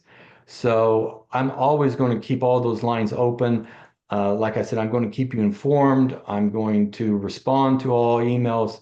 What I like to do, when we develop the budget, have the budget, but then also a Reader's Digest version of it. So then that for the public to understand, we should be somehow getting it out to every month, a little newsletter on how we're doing as a city. These are our projects that we said we're going to be working on for that next year. Here's our report on how we're doing that. Here's our report from the police department. So they can see that we're making that effort to communicate with them, to build that trust. And trust is something I don't take lightly. It's something that has to be built over time and respected. Thank you, Sam. Sam, actually, we haven't done a Zoom meeting before, they've always done it in person, so I'll just say, I'm Marty Cody, and then I'll let the rest of them introduce themselves as they get to their question, but. Cause you're at the disadvantage, you don't know, you see who's talking, that's about it. How do you envision getting engaged with the community of Moyne City? Well, that's just diving in. I mean, the first thing, as soon as I'm hired, I'm going to request business cards, and I'm going to meet the business owners. I'm going to go to the Main Street meetings. I'm going to go to the farmers markets. I'm going to get involved with community groups in the city. That's just my nature of what I do. That's going to be the number one priority, is getting to know the community. It's going to be getting to know the commission and getting to know the staff, and building those relationships, because that's where I see value in the individual, valuing everybody in the community, and the commission is getting to know each other on that level, where we actually can build trust between us and an understanding of where each other is coming from. So the priority is going to be just getting out there and doing it. I enjoy that. And it's a vital part of this position, is being open to the public, and the public getting to know me and getting to know the person in this position. So it's just crucial. Thank you. I'm Sandy Pritchard, sorry, I didn't introduce myself. If you would, provide an overview and assessment of your biggest professional failure. My biggest professional failure. Well,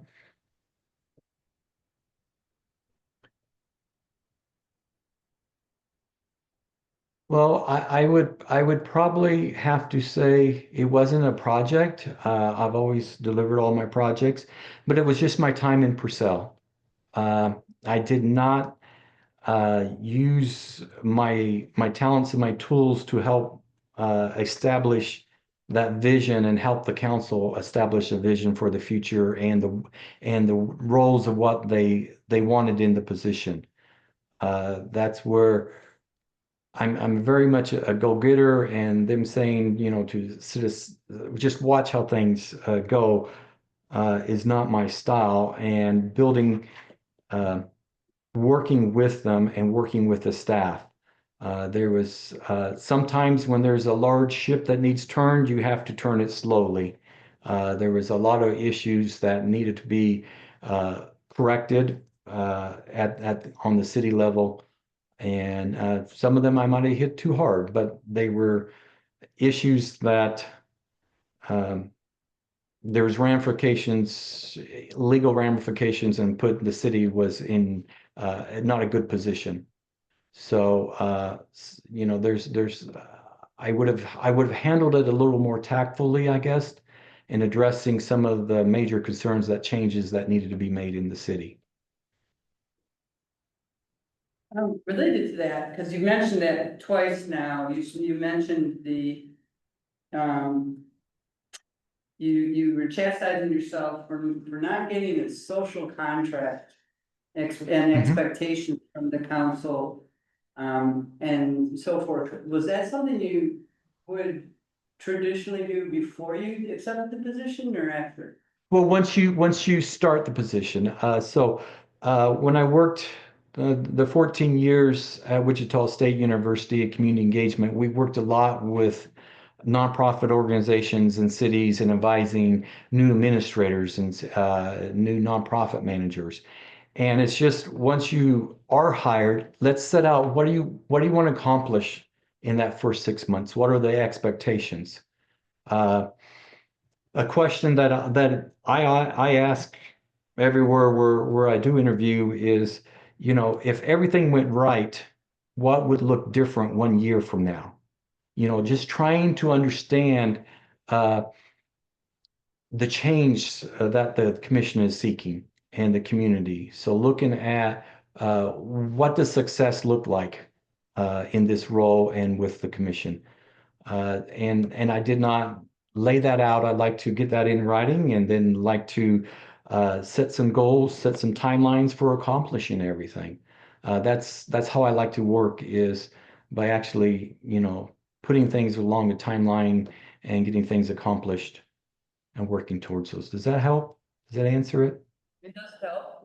It does help. Because I'm going back to your cover letter, basically, where you said you were fully aware of the city's chaotic situation and you hired in January. And I just wanted to be clear whether this is a pre-employment or post-employment visioning. I did not do that at all there, and I would do it as soon as I was hired and we come to agreement, a contract agreement, and then we'll say, okay, well, let's look at what the expectations are, because the commission is the one that sets the vision and I'm there to carry it out. So let's set some groundwork for that vision. And part of that is also when we do with the social contract, we lay out what are the needs of the new administrator. And that might be, just getting involved with the Michigan League, Municipality League, getting involved, getting familiar with everything. So it kind of lays out what I need, what you need, and our common vision for moving forward. Thank you. You're welcome. Sam, give an example of how you handle, oh, by the way, my name is Bob Farrell. I didn't introduce myself when I first talked with you. And this is odd for us to do it this way. So give us an example of how you handle the rejection or dismissal of your ideas or policies in a professional context. Like I mentioned before, if I'm here to serve and I'm here to come up with the best solution. There's many times when working in Kiowa, they would come up with ideas, I will give them a solution, but then it's their community and they would come up with a different idea. That's perfectly fine with me. I'm not wed to anything that I come up with. My sense of value isn't there. My sense of value is making a difference in the community, and how we move forward. That's what's important to me.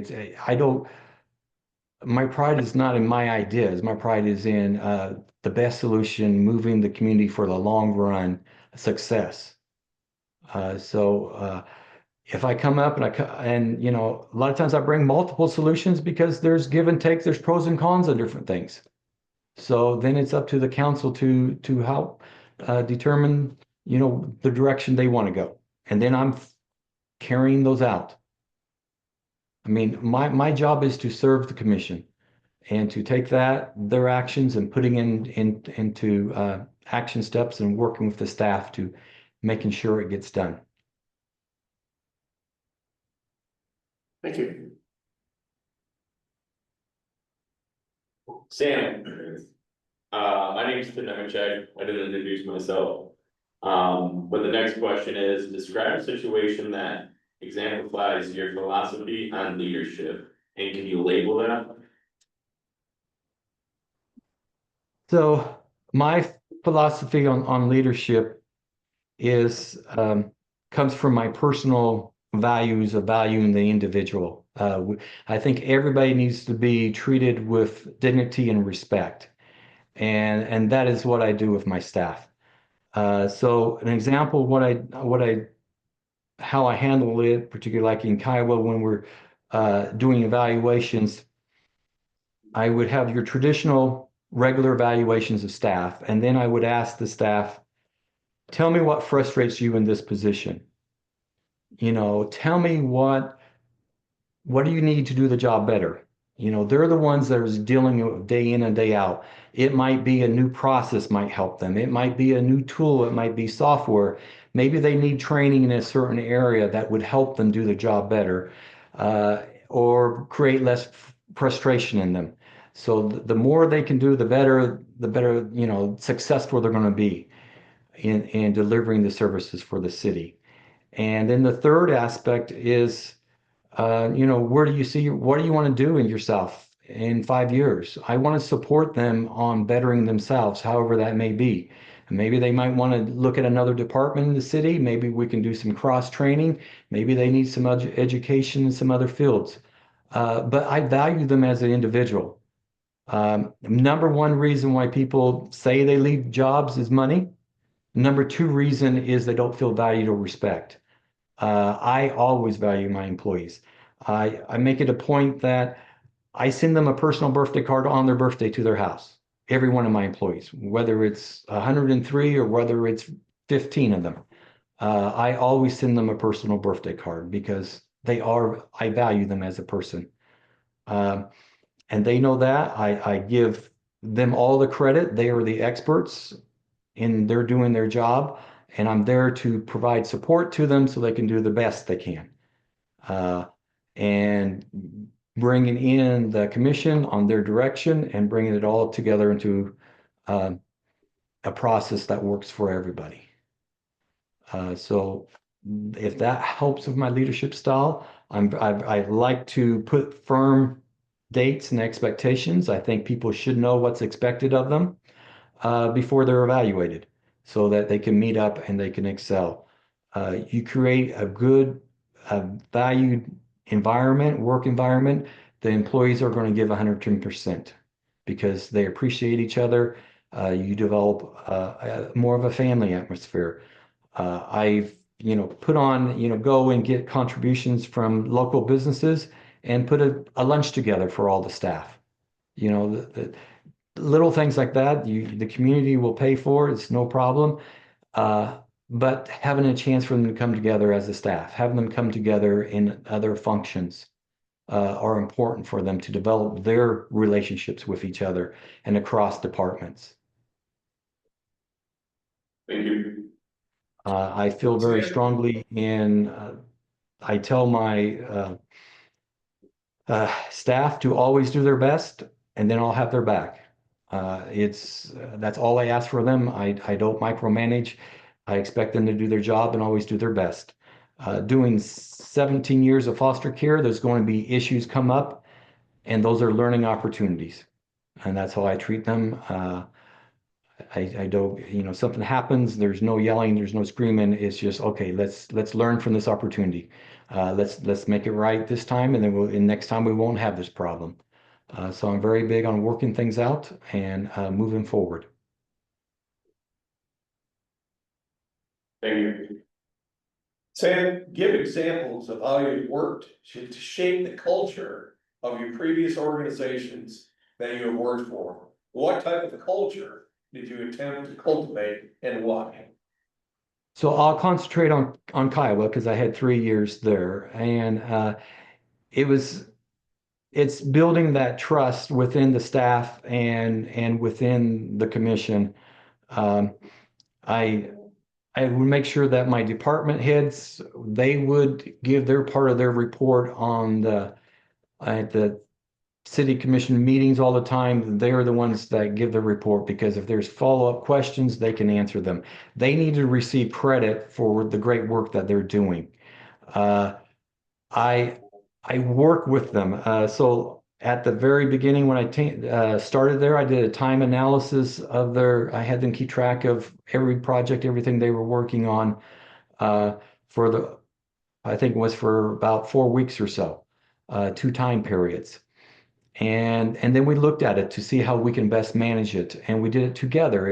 At first I thought I was being critical of them, but then I realized that, hey, we're building something together. It became for the shop, it helped build their trust. Like one of the first things I did was, because they told me, I got them an ice machine. As simple issue as that, as having an ice machine in the shop where they could fill up the thermoses and fill up their ice chest before they went out to work that day. It's simple things by listening to them and seeing what they needed and getting them the things. We looked at, getting them some new tools that really helped them in delivering the services for the city. So then they knew that they could trust me and that I was looking out for the best interest of them.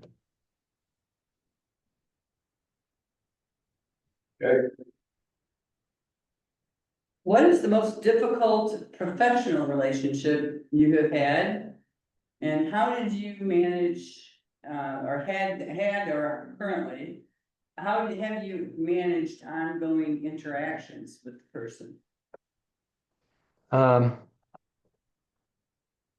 So I think back to one of my first individual I worked for after I came back from Africa, when I worked at the nonprofit organization for 10 years. I started off, it was a migrant and seasonal farm worker program, and it was a nonprofit. We ran it for the whole state of Kansas. I started there working in the field. I was in the field for about 9 to 10 months, and then I got promoted to run the whole department for the state. And I learned from the CEO of the nonprofit that he was very, very stickler on, time has to be, you have to be at work at 8 o'clock. So I emphasize that to my staff, even though, we worked, 50 feet from a bunch of railroads. That means you better plan ahead and come early, because he expected people to be written up if they were there after 8 o'clock. And that was just what his expectations were. So I allowed my staff to learn, hey, this is a critical thing for them.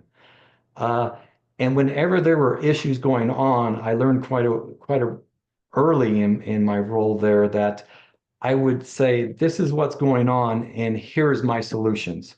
Because he was an individual that did not believe on going back on his word. So if I would come and say, hey, I'm having an issue here, and he comes up with a solution, then he's going to stick to that solution till the ends of the time. That's where we're going. We're not going to turn back. So I would always give him solutions whenever I would have an issue. So then that way I could get that in, and he could understand the problem of the thing that we're having, and give him my solution up front. And he usually went with it. But if I just said, hey, this is what's going on, he would come up with a solution without knowing all the background into it and why I was suggesting.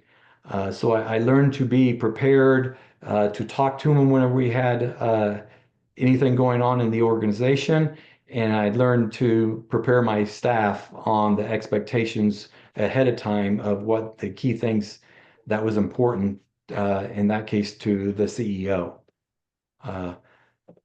I'm more of a flexible person I lay out the expectations, but this is the role I was living in at that time. So that's what I refer to the staff. Thank you. If a department has more work that can be accomplished with current resources, how would you approach problem solving in that situation, and why? Could you repeat that? Whenever you guys start, the first part is a little bit mumbled until it recognizes which microphone's on. If a department has more work that can be accomplished with current resources, how would you approach problem solving in the situation, and why? Well, hopefully there would be a situation that determined, hey, some kind of change happened, because we should be working on that throughout the whole year and setting up the budget. Suppose revenues came in a lot less than it was expected and we had to cut back. I would talk to the department head. I would say, okay, this is our new guidelines. This is what we have for the rest of the month. The revenues were not as, and we would brainstorm together with the department head and other members of his staff to look at the best way to deliver those. I would get the priorities, from the commission. These are their priorities. This is what has to be done. So let's see the best way of carrying these forth. I always seek input from them, but also drive them to set down measurable goals and things that we can see progress on and know that we're doing the right job.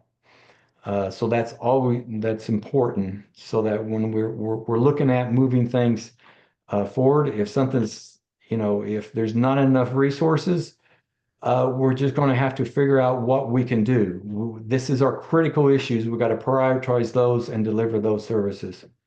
And by all means, get whatever resources we need to deliver the best services. Is also there.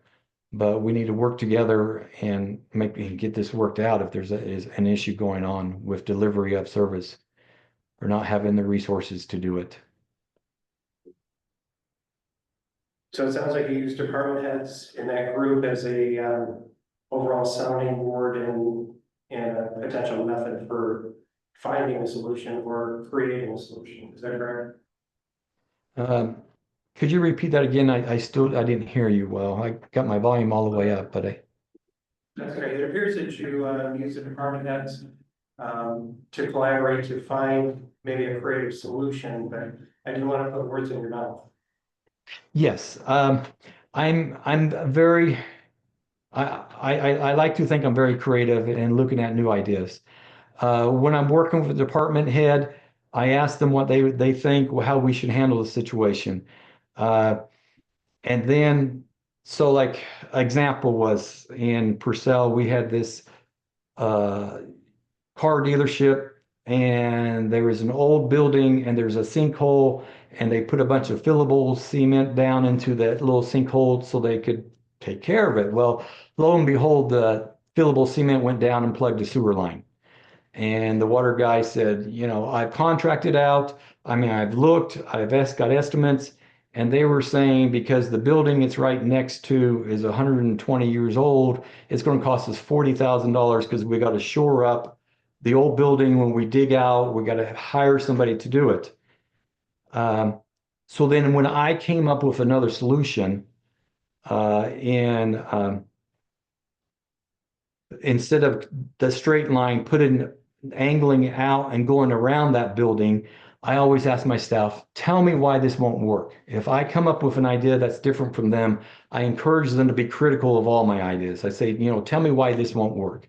And he says, well, we would have to put in a new manhole over here and a new manhole over here at each corner to make sure it doesn't get plugged up and we can clean it out and stuff. I said, great, let's go look at the research and how much that would cost. And in the end, that's what we end up doing. But I always encourage my staff to be critical of any ideas that I have because they're the experts. I might know a lot about a lot of different things and running equipment and stuff, but they're the experts. So I invite them to be critical of any solutions I come up with. Thank you. Alrighty, Sam, as we, just want to give the mic a second to pick me up. As we move toward concluding our time together today, what characteristics of note do you bring that may distinguish you from the other high quality candidates that have applied for the position? So I'll give an example of I'm completely honest and straightforward. If I don't know something, I'm going to tell you I do not know it. I will research it and find out.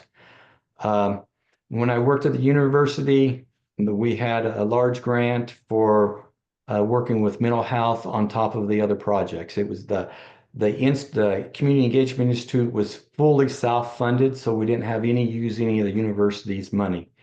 A new governor came in. That's why I left the university.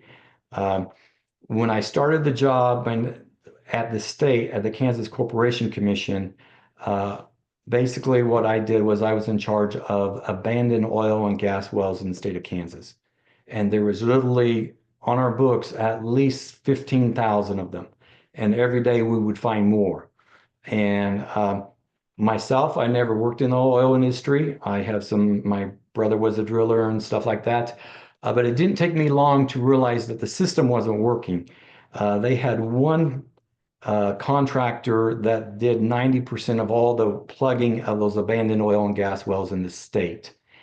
And it wasn't the most efficient way of doing things, and I didn't think it was working. So what I did was I went into the industry. I went and talked to the oil field. I said, how do you guys contract with with the well pluggers to plug wells for abandoned well? I mean, for dry wells or after you had an oil well and it's gone down.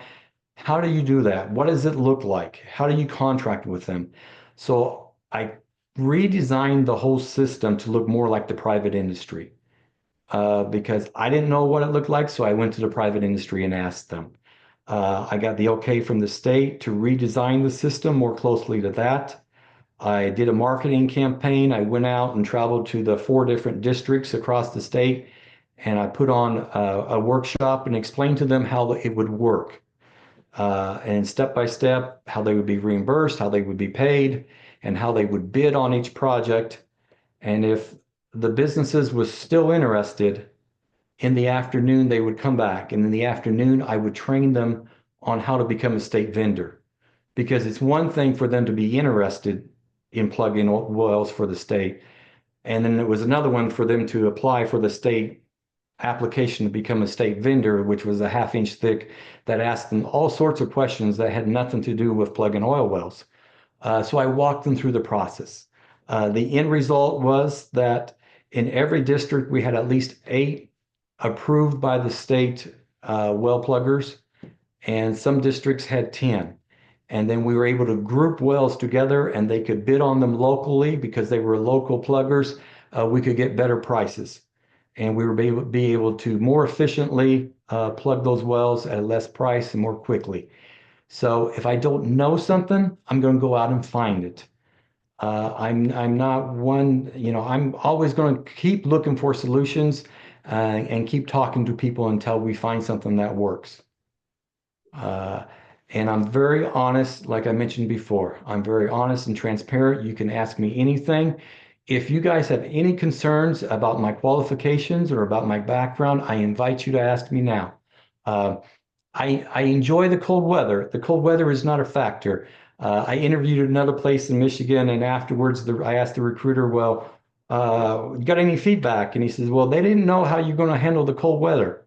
And I'm like, I got a parka at home. I just don't use it. I grew up on the farm. I know how to layer myself. I would go out at 5:30, 6 o'clock in the morning to take care of the animals. I just put on my insulated coveralls and my jackets and bundle up when it's cold. It's not a problem. I have a 4-wheel drive pickup, an old one, but it works very well. So if there's any concerns, I invite you to ask anything you want of me. Because I am an open book and I believe in transparency and building that trust. Thank you, Sam. Sam, I'll ask the question, but you pretty much kind of finalize your self on this. It says, finally, is there anything you would like the mayor and the commission to know before we enter discussion today? And do you have any key questions for us at this juncture? Well, I mean, I'm sure everybody else is very enthused to come work for you guys because everything I've researched and looked at, you are a well-run commission, and that you do value diverse opinions and getting information from the community. I'm really impressed with the downtown programs, and I'm very big on community engagement, but also within the community for having. This day and age, people need to meet people. You don't realize how many new people are moving into your community, and those opportunities to come to the parades, opportunities to come to the Pirate Fest, opportunities to do other things, to allow people to meet each other and develop that relationship is critical in today's age where people are so easy to isolate. So that's the kind of community that I'm looking for. The ones that are really there and open. And I still would like to hear your feedback on that question I asked earlier. If I was selected and everything went right, what would look different 1 year from now?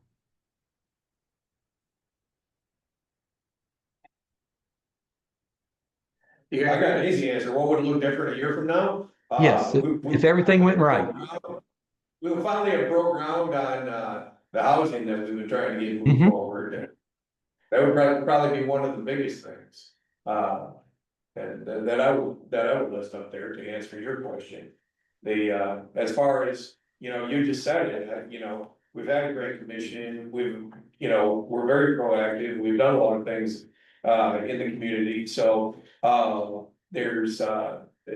there are a lot of irons in the fire. And that being the biggest one that, needs to at least be moved off dead center. Mhm. The marina, done your own work on Boyd, and, we've got some, we're getting to the end of that, that one, so that's been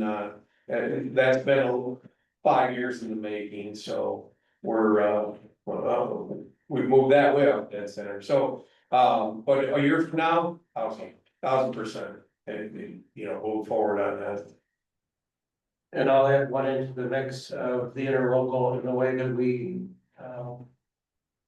work with the other local governments to provide key services, police, or fire and EMS being key ones that come to mind. And I would add what you guys used to call the rolling report. Call it an open issues deck, action item log, whatever you would like. And then as matters are coming up, there's noted dates, what it is, the RASIC, if you will, responsible, approved, support, and consult, who owns it, when to do, and then a running commentary, so that this board operates more effectively in responding to the citizens in the community, and we get closure. And we help resolve barriers to that, so from an organizational, operational standpoint, that to me is key. I have a very difficult time with the slow pace of progress in the municipal world. And then obviously behind that is the fiscal responsibility in the tracking. Yeah, those are all great examples. Myself, I said those are all great examples. For myself, I would agree, housing, that would look different, what would look different about it is obviously the development at North Point. Being ground broken, buildings going up, another one would also be some progress, and I'm gonna throw it out there. With the theater is a contentious topic that keeps getting brought up, I've gotten a couple phone calls again today about it. Before the commission meeting started, from the Main Street chair, just asking for kind of clarification around that whole topic. And then I would support the financial one. We're in a very unique community, we're a resort style community, so we can be very successful financially by default. Meaning we don't have to do too much work, we don't have to dig too well.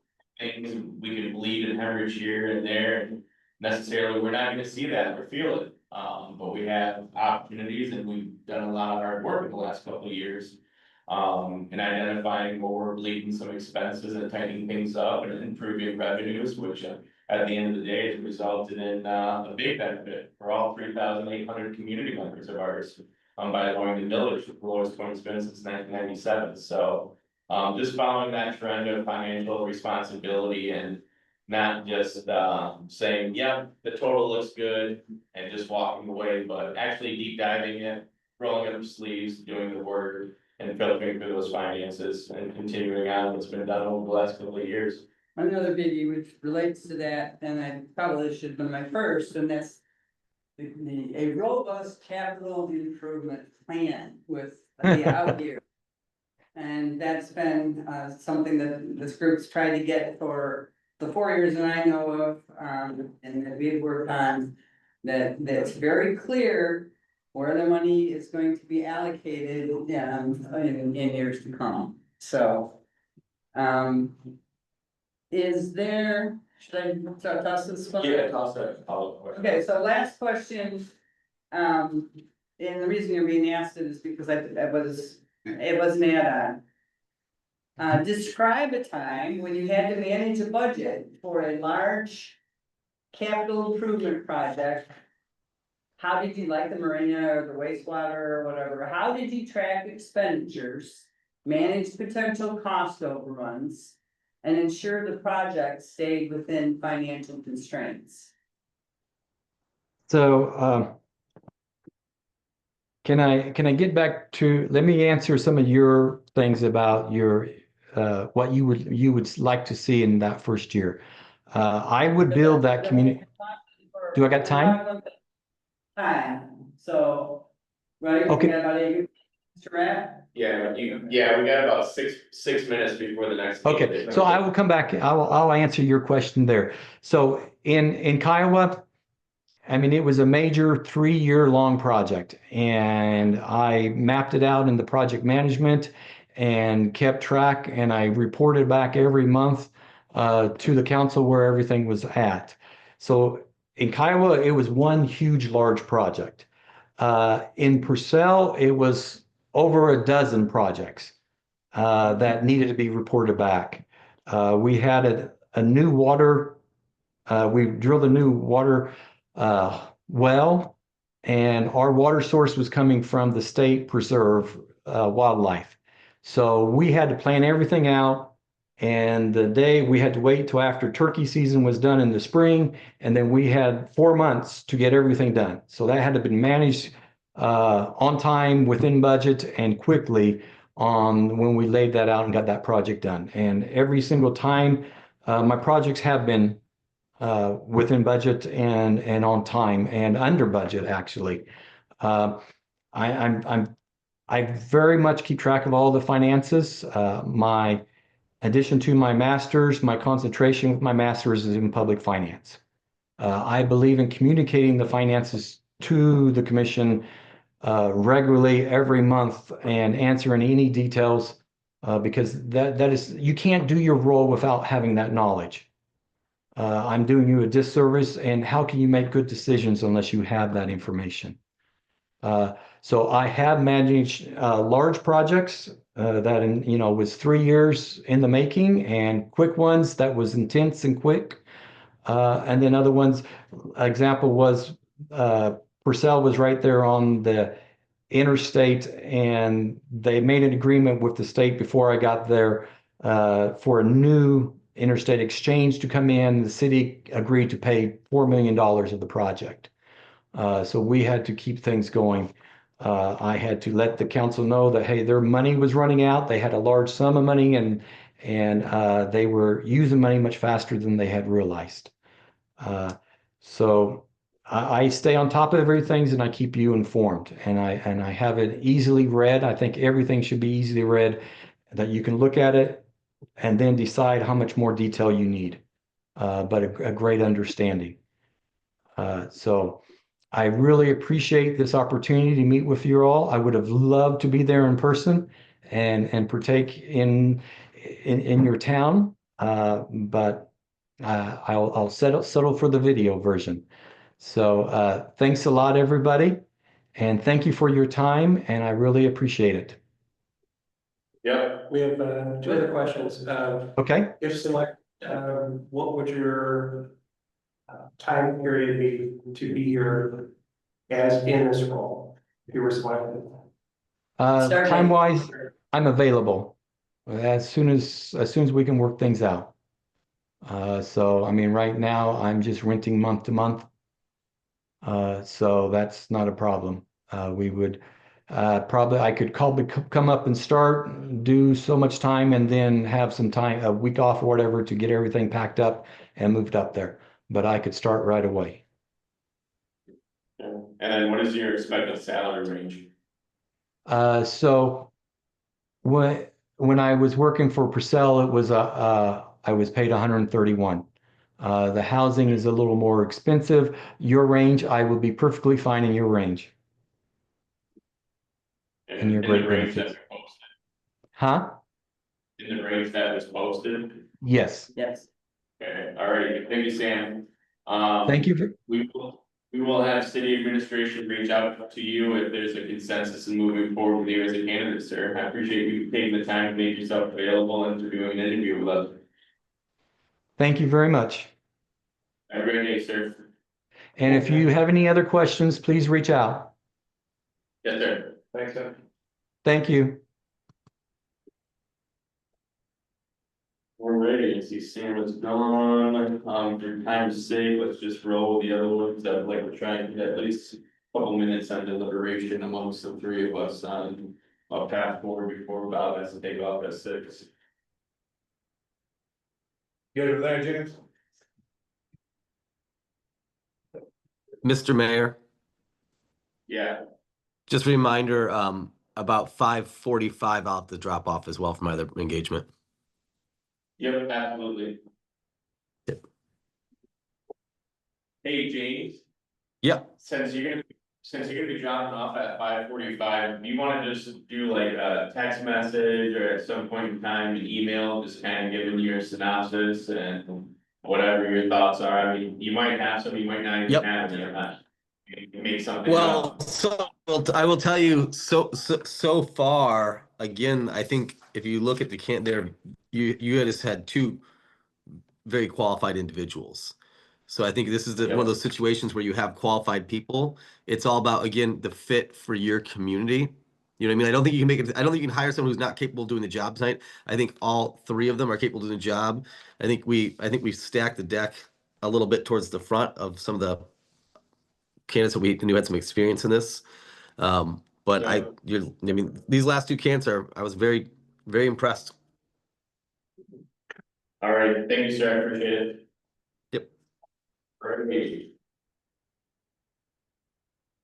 Mr. Belcher, how would you like me to address you? Kipling, Kip? Kip is fine, okay. How you doing, Kip? Good yourself. Doing well. So we're gonna get rolling right into this. We're gonna start with Commissioner Moody asking the first question, and then we'll just kind of alternate. Each commissioner will have an opportunity to ask a question. We have a questionnaire here of about 17, 18 different questions. At any point in time, if you need us to slow down and repeat the question, don't feel free to ask us to repeat it, because for example, it'll be like question number 1, but there's 2 or 3 different question marks here, so there'll be multiple points to some of these questions, and we can easily repeat them if you'd like us to. Don't be nervous, we'll get rolling here, and just kind of open the floor and give us a little bit of an intro as to who you are and what prompted you to apply to this role. Well, I've been employed with one employer for the past, it's been over 30 years now. And I started out my career in the state, actually at the Department of Corrections and worked in Jackson Prison. Found out it was better to be on the outside of the bars than the inside of the bars, so much better place to spend time. Was there for a few years, then moved over, transferred to the state police, worked downstate in southeast Michigan. When I came out of recruit school and then went to the Upper Peninsula. Fantastic up there on the west side of the UP for a couple of years. Then came down to Grayling in the mid-90s. I worked in northern Michigan in a leadership capacity since 1996. But I came down in 95. And I've been working I worked for 30 years in this general area. M55 north to the bridge and then east and west of the lakes. So, took over as a lieutenant in 1999 at the Traverse Narcotics team. A lot of different strategic operational things with shifting priorities and shifting dynamics and having to move on your feet and come up with different solutions to problems that you didn't necessarily expect. A lot of administrative work that I did there with grants, financing, budgeting, staffing, human resource type issues. Ended up in worked of the 30 years I was in northern Michigan. I worked 20 of those years in only 2 jobs. So if the board is interested in something about tenure in positions, and that is a priority for the board in some aspect, and I can assure you that I've done exactly that, 20 of my 30 years here in northern Michigan and doing the jobs. My last job was that I just wrapped up with back in the spring. I oversaw, primary, 3 different task force units in northern Michigan, working in 19 different counties. It's in my resume, so I won't hit on that a great deal, but secondary responsibility for 2 other task force groups. But, of those 3 groups, 19 counties, a lot of interaction with, the boards governing those task force groups, which are comprised of sheriffs and chiefs and prosecutors and at times commissioners. And then, also with the actual individual, primarily county, administrative boards for those different locations, so. Dealing with people changing places, having to, again, put forward or pitch the importance of what we were doing as a team and how that positively impacted the different municipalities across northern Michigan. As being more than just a drug event, being an overall felony crime, unfortunately, which rather. I made a decision to put in for this job because, I loved when I was working the team dynamic atmosphere. That was phenomenal. What little I do know of the environment here in Boyne City is that from my perspective, it's a solid team. And it's something where I would be able to come in and just provide that rudder type guidance on a ship where there's not a necessity to come in and revamp and reinvent the wheel and do different things of that nature. I have the leadership to accomplish that. The experience with that. I have different other administrative experiences that are compatible with this job. When I looked down at the different job requirements, I really didn't find anything that I hadn't had some involvement in one way or another over the years in my most recent job, which was 10 years. Some things much more than others, but if the board's focus is on leadership, groundedness, the ability to work well under pressure, the ability to put some thought into decision making and not just shoot from the hip, then you're looking at that candidate. I thought this would be a fantastic opportunity to re-engage with some of the skills that I've learned over the last 10 years of my last job, and then the different things that I went through in my grad program at Spring Arbor, different, as I had gone through that program with the intention of either a executive police role or something along the lines here of city manager work or county administrative work, township. This looks like a phenomenal opportunity for somebody to step in and get involved, and I'd like to begin a second chapter here, and for that matter, conclude it here. All right, thank you, sir. Yeah. There's no objection, you probably can roll right into question number 3. Yeah, you pretty much, yeah. Question number 2, in case you wanted to add to it, what probably decision will leave current employment and look for alternative position to apply for Boyne City. You pretty much touched on that. You can touch more if you want, but we're gonna move on to number 3. What are your impressions about the challenges and the possibilities in Boyne City? Yeah. Well, at times it's one and the same. When I looked at your master plan document, I looked at that and your budget report and your treasury department, local unit audit report. A couple other things as well, but those were the primary documents I took a look at. The opportunities and the shortcomings often parallel one another. And it looks like the city is working to resolve a lot of those different things. You've got street paving projects going on. You're trying to address parking issues and efficiencies. One of the biggest attractions you've got that still remains a big opportunity is the harbor, and that's being upgraded and added to, and a financial investment of magnitude being put into that for all the right reasons. One of the big things that's going on is addressing the housing, and that's shortfalls as far as affordable living for people in the area, especially younger people just getting going with careers and a livelihood, and oftentimes young families. And that's something that is widespread, as we all know, across northern Michigan, for instance, in Leelanau County. It's a huge challenge up there, it might even be more of a challenge up there in some ways than what it is here at times. But I like what that master plan said about looking at different things with land bank opportunities, with city and public property revisions, looking at zoning revisions. And I believe right now, different parcels are being looked at for potential suitability for housing that would be suitable for people that aren't being paid top dollar and don't have all those types of resources. I believe we need to do that, because if the city, if Boyne City does not do that, then you're always gonna be grappling, and you may be grappling anyway with attracting younger, new families to the area. And having them stay without having to expand driving distances. In Leelanau County, they're looking at 60 to 90 minutes. That's ridiculous for anybody to have to drive that, so. The other thing that I saw was, getting a solid downtown.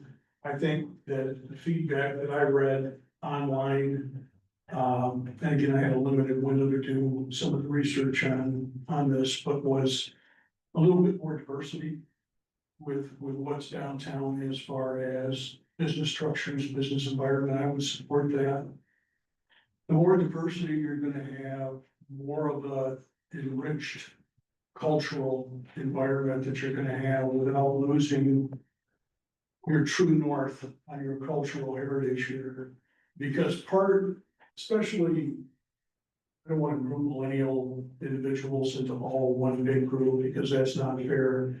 But money isn't the end goal for every generation of workers. And if they don't see a cultural environment that's a good fit, and if they can't afford to be in at least close proximity to where they'd like to work with new employers coming in, then that's gonna be a negative connotation that the city will have to grapple with for whatever length of time.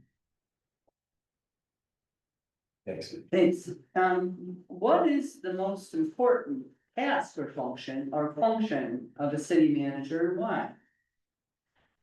I think the most important, function, task of the city manager is being responsive to the edicts put forward by this board. By following out the directives that this board issues.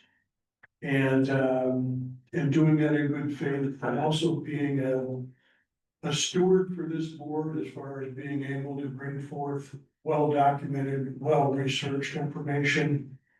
To be able to give the board the material that's needed to make those good decisions that are required of the city manager to enact. So there are a number of other things that are secondary or close per se to that particular responsibility, but I believe that the first and foremost responsibility of the city manager is to carry out the directives issued by this commission. Thank you. Give some examples of how you work to collaborate with elected municipal leaders in your previous or current role. We'll say previous, and you're out of your roles. Yes, yeah, you can use past tense, Okay. won't be offended. Okay. I had a tough, daunting assignment. I'll try to make this as succinct as I can. A few years back, where the command staff that I was working with at the time gave me an order to compel the recruitment of at least one new detective to two of my teams. One that has coverage responsibility still that includes this particular area of northern Michigan along the straits, and then one on the east side, Hunt, over in that direction there. And that, and I had about a year to accomplish that or less. And that was announced at at our task force board meetings, again, with the sheriff, chiefs, prosecutors, sometimes there were commissioners on these boards sitting there too. And there wasn't really any warning provided for that to the folks that comprise these particular boards. And so nobody was prepared for that, nor were they prepared for the time frame when budgets and many aspects had already been established for the year by many of the boards. And nor were they prepared for what ramifications existed if that obligation wasn't met by departments that did not have a person currently on board and assigned. And I had some difficulty with that because, first of all, I'm not big on the ultimatum end of it. I'm big on restoring people and not firing people. That's, I believe we have an investment in our personnel, we need to, at all times to at least exercise to see if there's a recovery avenue available. But if somebody is going to issue an ultimatum, then it's only appropriate to make sure that that person or that municipal body, whatever it is, knows what that end result could be or would be if that obligation or request isn't met. Well, that wasn't provided. So that caused, as you can imagine, some fractures, especially with my team that operates in the straits. I felt confident with my team over on the east side of northern Michigan that I could make that happen, and within a few meetings with the sheriff over there in Presque and with the county board of commissioners there, we were on our way there. It was a bit of a tougher sell for my team operating in the straits here, saying, as the two departments that we were looking at to furnish a person, the city of Gaylord and the Otsego County Sheriff's Office hadn't had anybody on in 20+ years, nor had they budgeted for anything of that nature. So what I did for the next several months was engage in negotiations and discussions with, about the necessity for this, gather researched information about why this would be valuable for the municipalities in Gaylord, both county and city level. And had meetings, multiple sessions of meetings with those boards, city board, county commissioners board, and in particular, I can't even give you a number as far as the city manager, who was, I think it was Mr. Duff that was in place at the time, and with Rachel, who was the county administrator for Otsego County at the time. And it did not look super promising at the outset for different reasons. Financially, in particular, the county was not always in the best condition financially to entertain adding a position like that.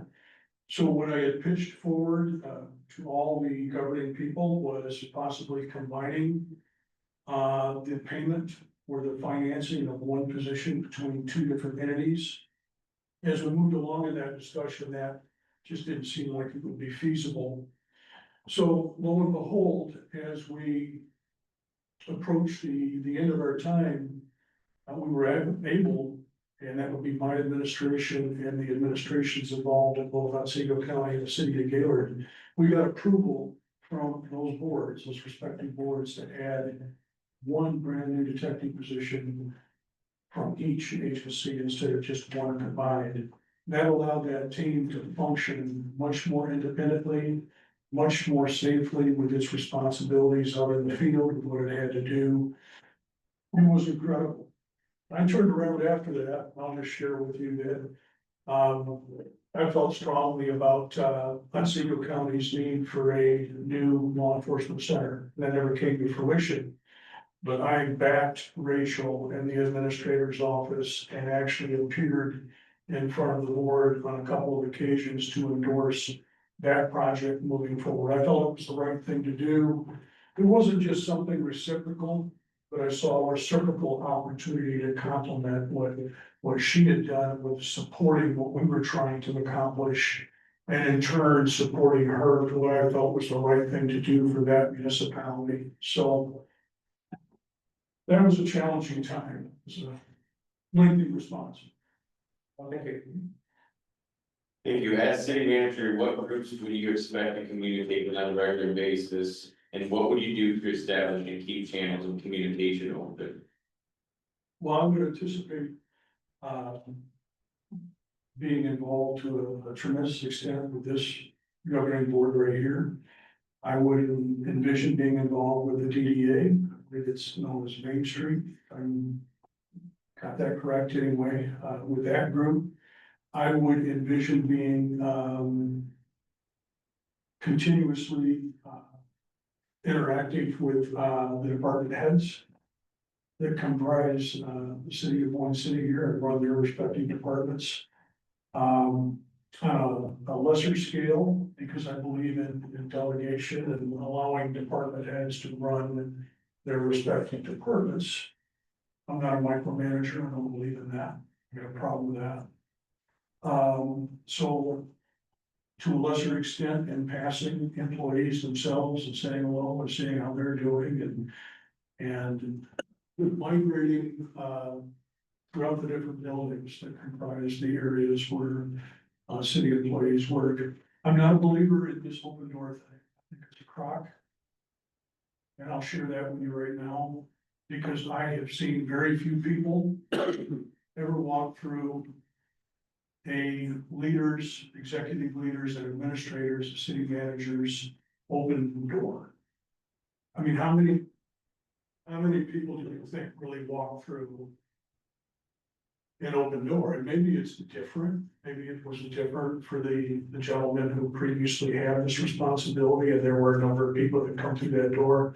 But I found in my tenure, and I was approachable, still am, that there were not a ton of people that would show up at district headquarters and come walking through my door just because they wanted to have a conversation. If they were there on other business, yes, they would. But there is a reluctance by a number of employees out there that work in government or even in the private sector to just take a boss up on, hey, there's an open door, come on through. That can be a little bit intimidating for people, especially for younger employees that have less tenure. So what I've subscribed to in lieu of that, what I've done is getting out of my office and actually moving around and meeting people and having conversations with people on their turf. And that's what I do. As far as staying in touch with individuals, what I would do with this board is every week, every Friday, you get an email from me summarizing what is going on in city government, what we were currently looking at as far as things we were doing, what we accomplished during the week. What we didn't accomplish that we hope to, possibly, if we encountered any kind of obstacles to what we were doing, what help I could use from the board, things of that nature. The community, I would want to make sure that I would get out there and circulate and go to at least the primary events that are holding within the city. I would make use of email. I would make use of different social media channels, if that's a possibility, to utilize some of that information. Again, it depends on your demographic makeup for older people in the community. The appreciation is much for that personal contact and getting involved and saying hello in person. So that's what I would do is circulate and move and have that presence in those different avenues, whether it was in person, with an email, out and about at different events, meeting people in their particular location. But staying, and with the media, I'll just touch on this briefly. We had created a public information officer position for MSP in its different districts here several years ago. Prior to that, that was one of my responsibilities. And if you look back, you can find me several years younger at 7 and 4 and 9 and 10. If you care to look at anything, and my hair will be darker and I might have on some street clothes at times, but I had a tremendous time doing that. I really enjoyed interacting with the television media. And even though particular print media that we had in Traverse City was at times a little bit challenging to work with. I did my best with that group too, but in particular, the television media outlets there, I consistently champion the successes of my team when I was in TNT as its commander. And when I moved into my most recent role, I was able to utilize that public information officer to pick out the different successes that my groups had across the state with what they accomplished and what different things. It was also an educational, it wasn't just a grandiose chest thumping thing. It was also an educational opportunity for us. If we saw different substances out there that were new and potentially destructive or hazardous or lethal to people, I could get that information out as well. So I use all those. Thank you. Tip, how do you envision getting engaged with the community of Boyd City? With the community, I'm sorry. With the community of Boyd City? Kind of touched on it a little bit, if you want to elaborate any more, With the community businesses or I didn't. there's the community in Boyd City and Boyd City. Well, I did touch on that. I think I can't sit in the office and that's not my plan. I mean, I'm not gonna shirk my responsibilities of getting different documents completed and attending to what needs to be done with reviews. But I think it's important for people to get to attach a name to the face. And that's what I would do in that first 30 days, 60 days, 90 days. It'd be my plan is to get out there and not rely exclusively on the local paper or television media or something to accomplish that for me. I think that's a mistake. I think by and large, in particular, people middle-aged and beyond, but even people that are younger, attach credibility and more of it to an in-person meeting. The beginning of the establishment of a relationship is done, I think, much more effectively by in person than on a screen. Or by some other means, an email blast or something like that. So that's what I would do is go out there and share stories with the community business owners and people that have a vested interest in what's going on downtown and then are involved with this and just share more about my background, where I came from, and my farming background and what I do, you know, for entertainment, for hobbies and things of that nature, so that's just an addendum to what. No, we're good, thank you. If you would, provide an overview and assessment of your biggest professional failure. Biggest what? Professional failure. Provide an overview and assessment of your biggest professional failure. Well, I don't know if I'd call it an outright failure. I would call it a disappointment. With particularly, I'm thinking of one detective that, and this was within the last couple of years, that I had considered him for actually a promotional avenue. He was at the time a trooper, had several years of experience, had been on this particular team for several years. And I was prepared, I was ready to go to the mat for him for advocating that he be promoted to sergeant, and the agency, I know that strongly about it, and I wanted to keep him on that particular team if it was possible, because the uniform establishments and work sites are always trying to steal people away, and one would be trying to preserve your personnel resources, and you've got good people working for you, you don't want to let it go. I mean, I've never slowed anybody up. I always mentor and champion people, I still do that. But, you know, the little selfish part once, you know, you just don't want to see your people take it away, you'd like to hang them in the fit. But anyway, this particular person, sometime back, it was a couple years ago, they had mentioned that, their wife had been involved, his wife had been involved in a car crash. And I didn't think much of it because that happens. And, I really didn't know anything more about it, and it was a 5-minute discussion. I think I'd seen a photograph of the vehicle and it was obliterated. Front end was just demolished, can't even tell what kind of car it was. So time goes on and, I get a phone call from the prosecutor's office, in, Grand Traverse County. Asking me to stop by, that they've got concerns about one of my detectives on this particular team and some information that he may have provided in his wife's criminal case. Well, I had no idea about any criminal case whatsoever. Well, as it turns out,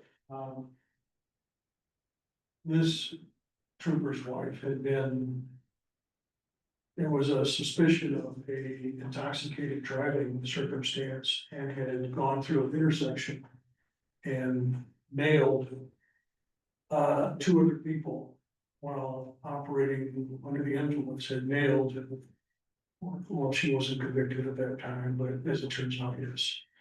And it severely injured these people, one of whom had to be airlifted to, it was Washington, Kalamazoo, or where it was at, it was a bad circumstance. I don't know that there were any permanent injuries, everybody lived, but it could have easily gone in the other direction. Well, there had been some testimony offered in court. And the story is offered by the trooper, who actually showed up at the incident scene and then was allowed mistakenly to transport his wife to the hospital for observation, testing, what have you, that never should happen.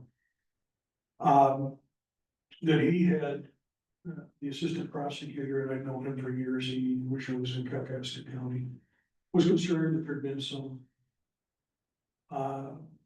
erroneous perjured testimony offered in court in relation to the trooper's intention that appeared to protect his wife from ramifications of this very, very serious charges. 2 counts of OWI causing serious injury. I think they're 15-year felony. So, I reported this, immediately to, district headquarters. There was, another part of this, another facet of it, where the preliminary examination, similar testimony had been offered on his part as to provide in a per se alibi about how she had come to consume alcohol after the incident and a little bit before, which was untrue. This was reported and the action taken by the agency, and it was my responsibility to enact it, was his immediate removal from the team in a suspension capacity, and that was still a paid suspension capacity. And then several months later, there was actually a criminal charge levied, which took place, I think, after the trial, which was this past summer. He was placed on, where he again went in and reiterated much of that same fabricated information during the actual trial. Criminal charge was issued against him and he went to unpaid suspension. The thing that bothered me about it was, that I felt a shortcoming on my part, was wondering if I had stayed more too directly to different circumstances in my detectives' lives that were going on at the teams, and was there possibly more often just interacting in a casual basis. Would I had the opportunity to pick up on something that may have led to preventing something of this nature from occurring. I had relied on and felt it was the right thing to do, my team commanders, team assistant supervisors, to do that. I still believe that in most circumstances it's the right thing, but for me, it was a valuable lesson, and and not in forming and making sure there's a well-formed relationship between me and people that aren't just my direct reports. Okay, thank you, appreciate it. And another one of those example kind of questions. So give me an example of how you handle rejection or dismissal of your ideas or policies in a professional context.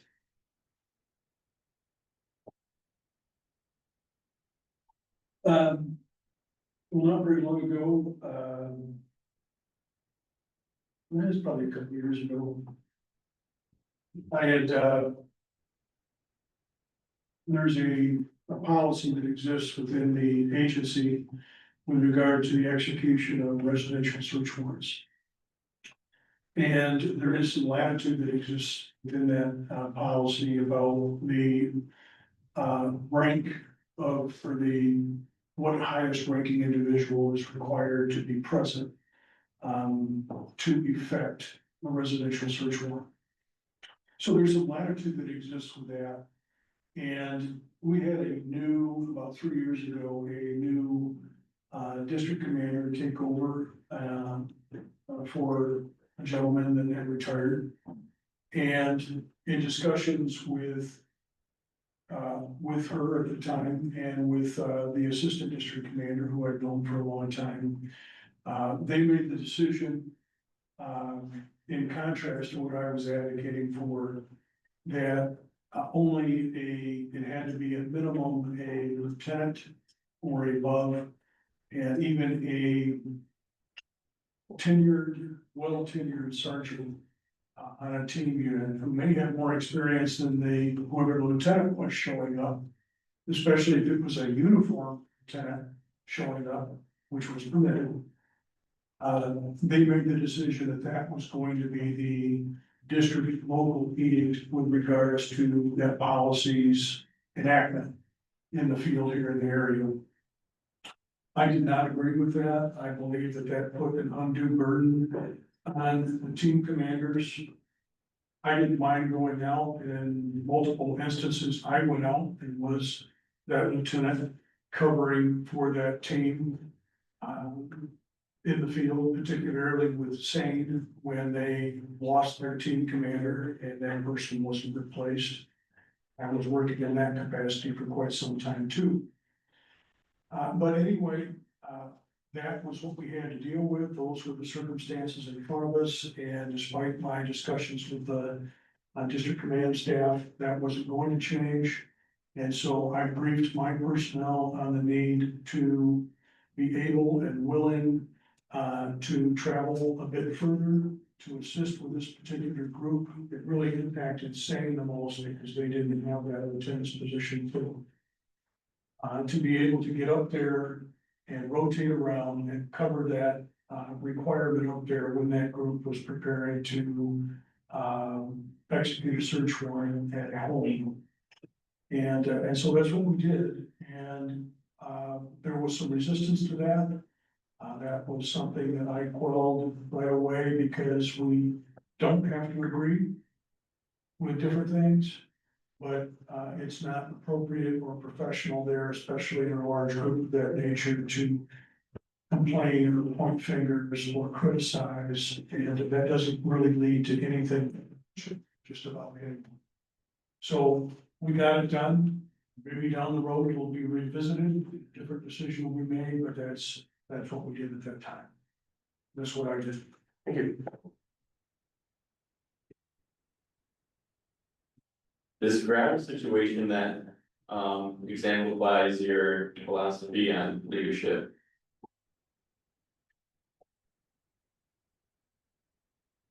I think my philosophy on leadership is, in a nutshell, if you want to look at the textbooks, is probably somewhere in between, that includes both servant leadership and authentic leadership, and that's what I subscribe to. My goal and what I work to accomplish in each and every setting is making sure that my staff has what they need and then getting out of their way. Not to disappear into the mist, but to simply enable people to be able to accomplish what they need to do without somebody peering over their shoulder all the time. And I've been successful with that. There's been very few occasions where I didn't think that was job. Anyway, one of the aspects to being authentic leader is being empathetic as well as people's circumstances. So I had over the course of my lieutenant level administration, one circumstance of one post and one circumstance at a task force unit where we had administrative assistants that had been in service for a tremendously long time, have done a phenomenal job working for one for the Michigan State Police directly, the other for the actual task force unit. But the production had gone significantly astray downhill. There was issues with reporting for work. There were problems with being receptive to learning new technology and getting on board with that, even going to training sessions. So I had a discussion with my command in both of these instances and was directed to make arrangements for these individuals, these two people to exit from their respective places. That is not my approach to do things of that nature abruptly, so in each one of these circumstances, I felt it was also appropriate, given what I was encountering with both persons, and I had a great deal of appreciation for each one of them, especially the person who worked at the team office. I've known that individual for a long time. But I made sure that everything was done appropriately and everything that was available to those two people with regards to human resource items, leave payments, anything that could be done of a helpful nature to make that exit as less painful or as much less of an inconvenience than what it was certainly going to be was accomplished. And that wasn't done in an apologetic manner. It was done out of regard and respect for what they had contributed to these different environments over their decades of service. So when I got that done and was able to get board approval and department approval for these different monitored PLs that were available to both of these individuals and create an environment where they were ready and had accepted that particular end result instead of being just abruptly told, you're gone in 2 weeks. That didn't happen. This was something that a little bit more time and effort went into it. A lot of communication between me, in the instance of the MSP, administrative assistant, between me and our state human resource office, and then with our board of directors, with the individual that worked at the team. So a lot of consideration and care and thought and empathy went into that, and I felt it was appropriate. And maybe people don't agree with that out there in some certain situations or circumstances. I felt it was the right thing to do. Thanks, Kip. You pretty much touched on the next question. If a department has more work than can be accomplished with current resources, how would you approach problem solving in the situation and why? Well, it's a matter of prioritizing what's in front of them. And I think that's where the master plan, for instance, with Boyne City comes into service. It is recognizing what's identified in that plan as the most important things, and that's where meeting and greeting people in the community, whether it's business owners or people living in the city that are interested in knowing what's going on and being involved, finding out what their thoughts are on these things as well that may have been shared, maybe in some instances haven't been completely.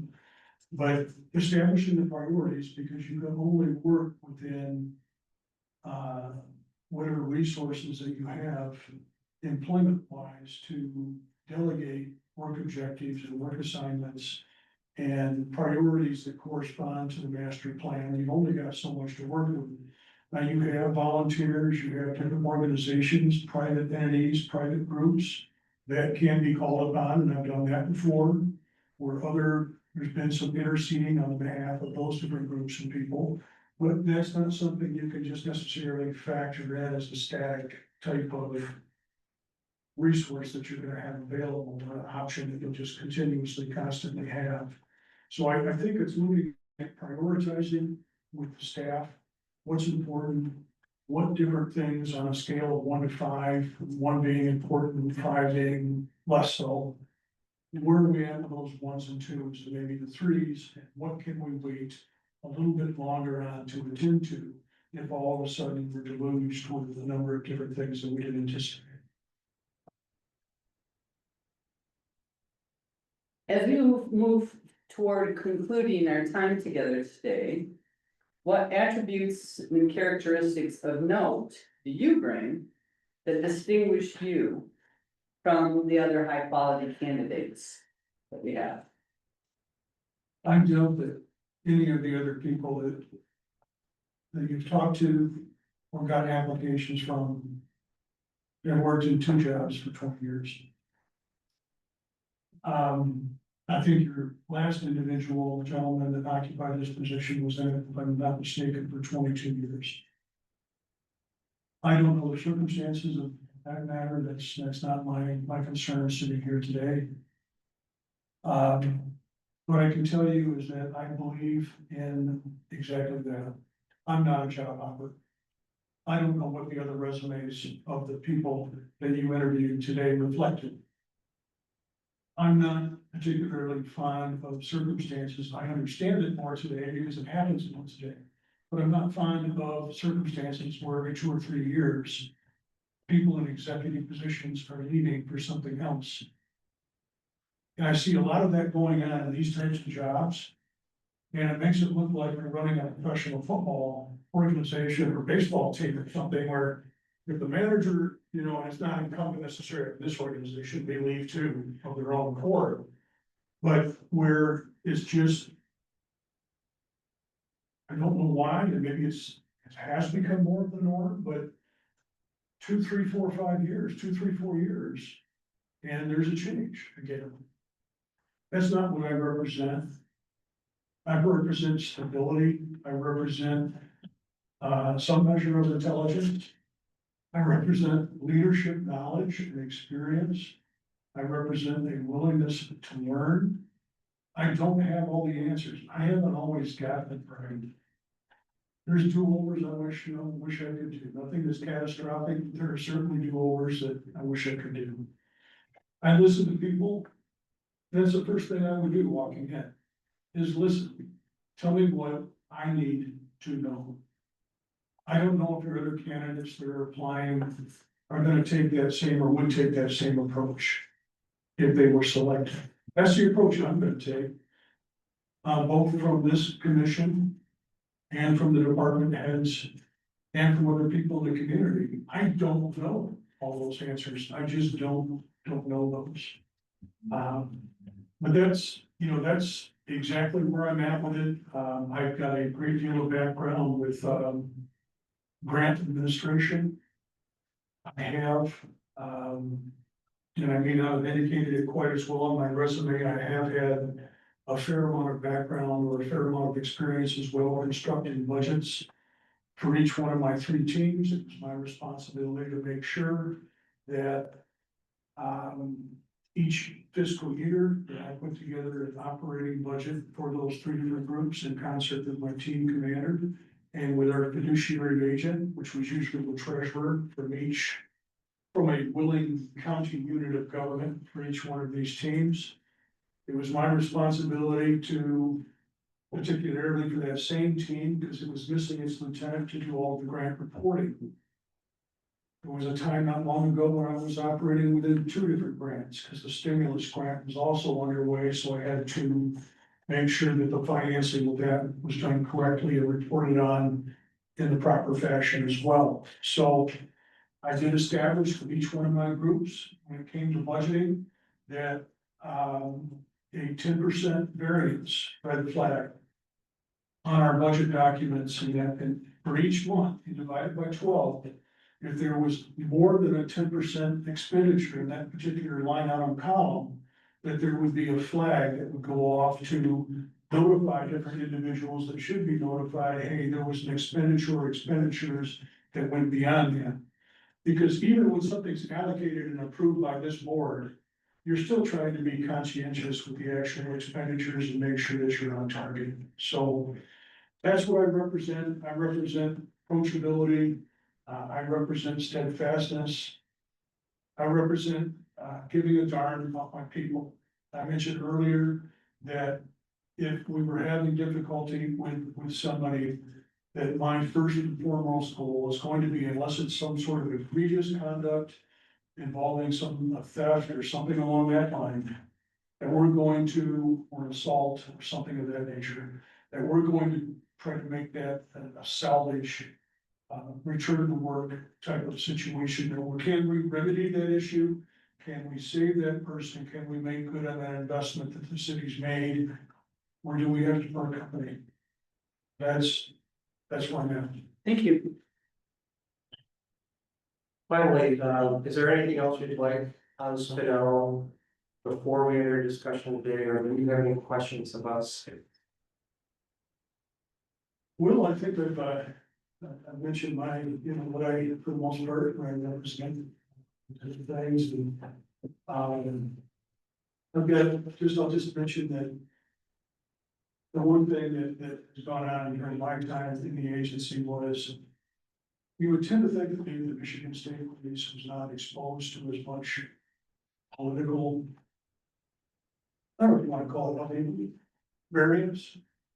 You'd think that I always thought when I first started out, it was just county units of government, city township units and villages that where those type of dynamics existed. And I found out that that was not the case at the state level as well. So what I'll say is, and I also found out that you can be united at the post level that I was at, or at the teams, directing the teams, in what needs to be done, but there's a lot of different, I wouldn't call it dissension, but varying of opinions on how to accomplish that. So there were a number of different times that I was told no over the years, and there were times where I didn't feel it was justified. And there were times where that came across as being difficult to absorb or difficult to swallow. And so I've learned to deal with circumstances that are unfavorable, that are uncomfortable. I've been involved in critical incidents where mass groups of people that I had to direct, where we were looking to apprehend homicide or attempted homicide suspects right away, and there were multiple departments represented at a particular critical incident location point. A lot of different dynamics that I've had to deal with, so I've had to learn how to take that deep breath, pause, and think about how we're going to move forward as a group, or how I'm going to move forward without just being abrupt with my response. So I'll add that. And one of the questions I had, one of the things I wanted to know was, and I don't mean this in a negative fashion, again, I don't know, I was a little bit concerned about whatever got on before with the gentleman that just departed, and I didn't know him. But I'd like to ask if this board is united as a board in its support of whichever candidate, whomever candidate you end up selecting. If you're prepared to, for the next 3, 6 months, year, to give that individual enough latitude to get their feet underneath them and get going in the appropriate direction with guidance from you. And I was looking for that measure of surety, or at least to know where you're at with that. Yeah, I mean, I'll provide my input or perspective on that, Kip. This board is diverse 5 individuals. We have different backgrounds, different skill sets, experiences. And we are not a rubber stamp board. And what I mean by that is through a lot of different topics, different opinions are shared. Votes rarely always go 5 yays and 5 nays. There's always split votes here and there. But through this specific process, I would say my intuition and my gut perspective is that this commission has been very on track in what's doing right and doing what's in the best. Whatever the best situation or decision can be for the community. And the conversation always wraps back around there on that specific, and this specific topic when it comes to the city manager. All the way down to how the previous city manager was operating. Difference of opinions there, but at the end of the day, you know, we were unanimous in that decision making process because we knew as individuals what was right by this community. And I would say moving forward, it's been my hope, I've communicated this hope and desire to this board is that whatever the next candidate is, that we all see the value in that candidate and we all move forward with supporting that candidate. Because if we're lacking support for that candidate, I feel we're setting that individual up for a not such successful environment to walk out into our community. And I know personally, every one of these individuals want to have the right person for this role, for our community. The only other question I had, and I don't get a detailed list, is what would you want to see if it's me, you decide to select, whom you decide to select? In the first 90 days, what are you looking for from me that would indicate that I'm on the right path, those top 3 or 4 things that you'd want to see? That would, I'd feel like I'm charting here in the right direction. I'm sure I'd get feedback if I wasn't, if there was something that needed to be adjusted, and I welcome that, but what are those top 3, 4, 5 things that you need to see? For me specifically, and we kind of all touched on this, depending on if it's priority, not if it's priority, like, there's no priority here. For me, it's progress in this housing development project that we have on the table right now. Another big one for me is support for our staffing pool and our operation. You know, you talked about having empathy for individuals. I have empathy for our staff and the roller coaster that they've experienced through the situations and the scenarios that have been dealt, that we've tried to manage through and we've had to make decisions through. But in one topic today, it's clear that we have opportunities, whether it's in board, whether it's administratively, to do better by certain employees.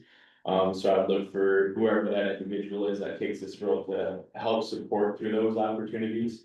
And then obviously just moving forward with directives and initiatives that have been laid out by the city commission. Any other commissioner want to provide feedback on that?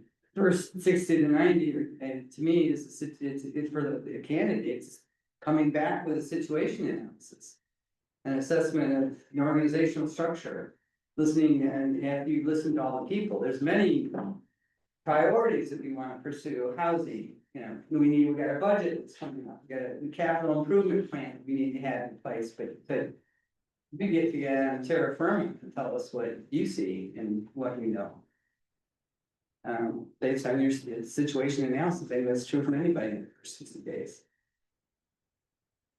I agree, staff development and opportunities and being more attuned to that is so important. But I mean, big picture, because there's multiple organizations, multiple departments, lots going on, lots of people getting to read on all of that, and, you know, you go from there, but yeah, housing's gotta move, we've got our various, city commission minutes and videos to watch, so I think that'll help you do a great deal to hear about the priorities. I feel like, he answered the question, but I can pose it if you wish, because I know we've got 5 minutes before he has something. Yeah. I just may not be able to stay. Right, do you want to pose it? I mean, is the budget one? Yeah. Sure. Yeah, it's because it was, I'll to be fair, it'll be even, because you kind of touched on it when you were talking about your budget and structure for 3 teams. The question is, describe a time when you had to budget, or manage a budget for a large capital improvement project, like we've done for the streets, it was 12.8 million or whatever. How do you track expenditures, manage potential cost overruns, and ensure the project stay within financial constraints? There was one capital improvement project that I'm thinking of, that I was directly involved in. And that was the creation and building of a brand new office building at our, for our same team. That the building that they were in was a double wide manufactured home that had been built probably in the early seventies.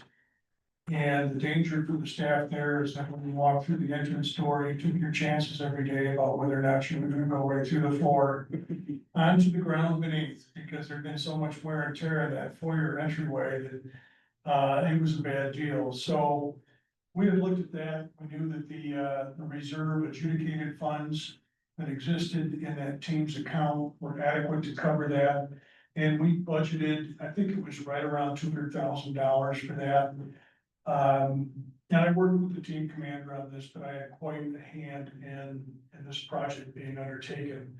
I tracked at the district level with an Excel sheet, different contractors or subcontractors that were involved with this. I even tracked issues related to the removal of the old building and how that was going to be accomplished.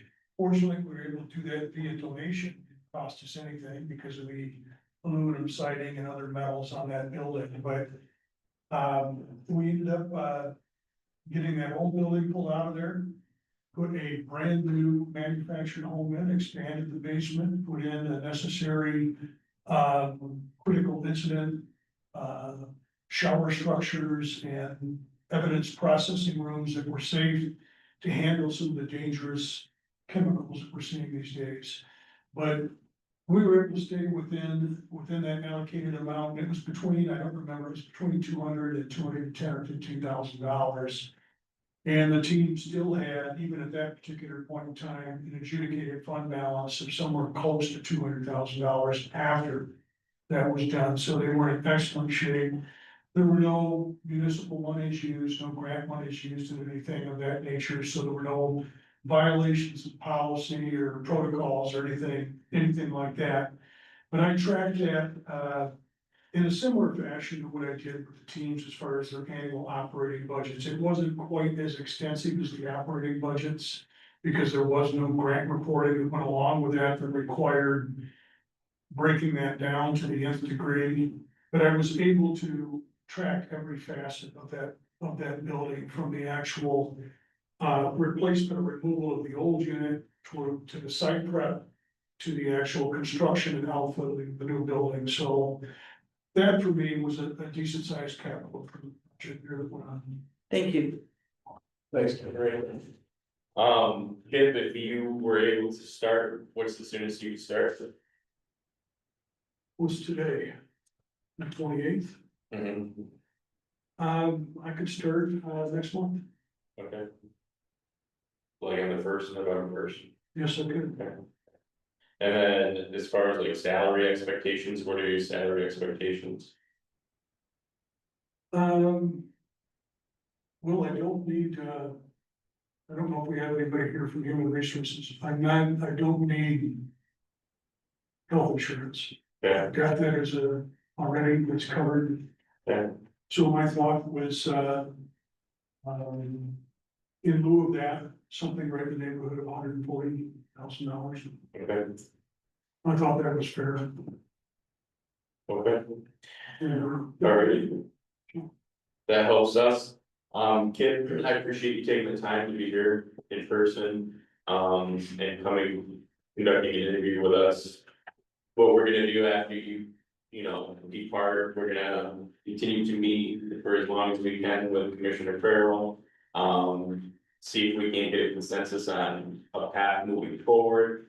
And obviously, if you're the candidate that arrives out of that process, we'll have a city administration reach out to you.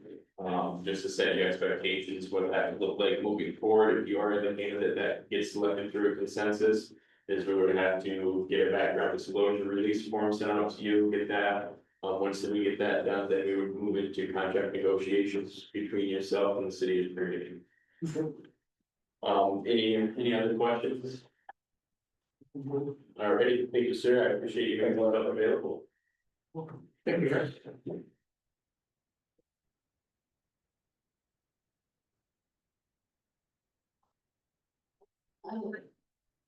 Then, just so we understand the year limitations that you are on call as of now. I'm on call as a.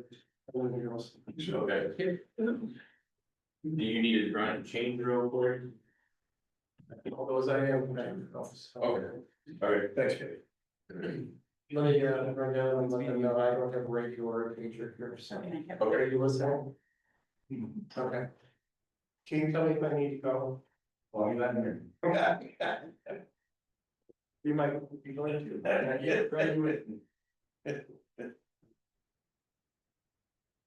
Alrighty.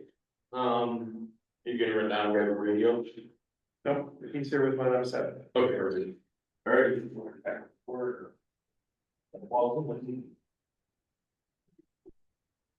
So moving forward through this, obviously, we just had the opportunity to hear from 3 candidates.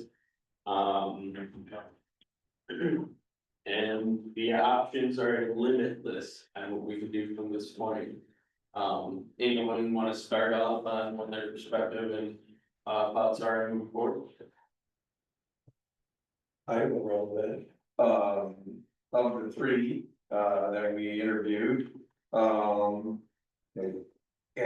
my opinion, there was, one that would have rose to the top, I was very concerned with the opening argument that, I would see myself as the rudder, I want a captain, I want an engine. I want a rudder.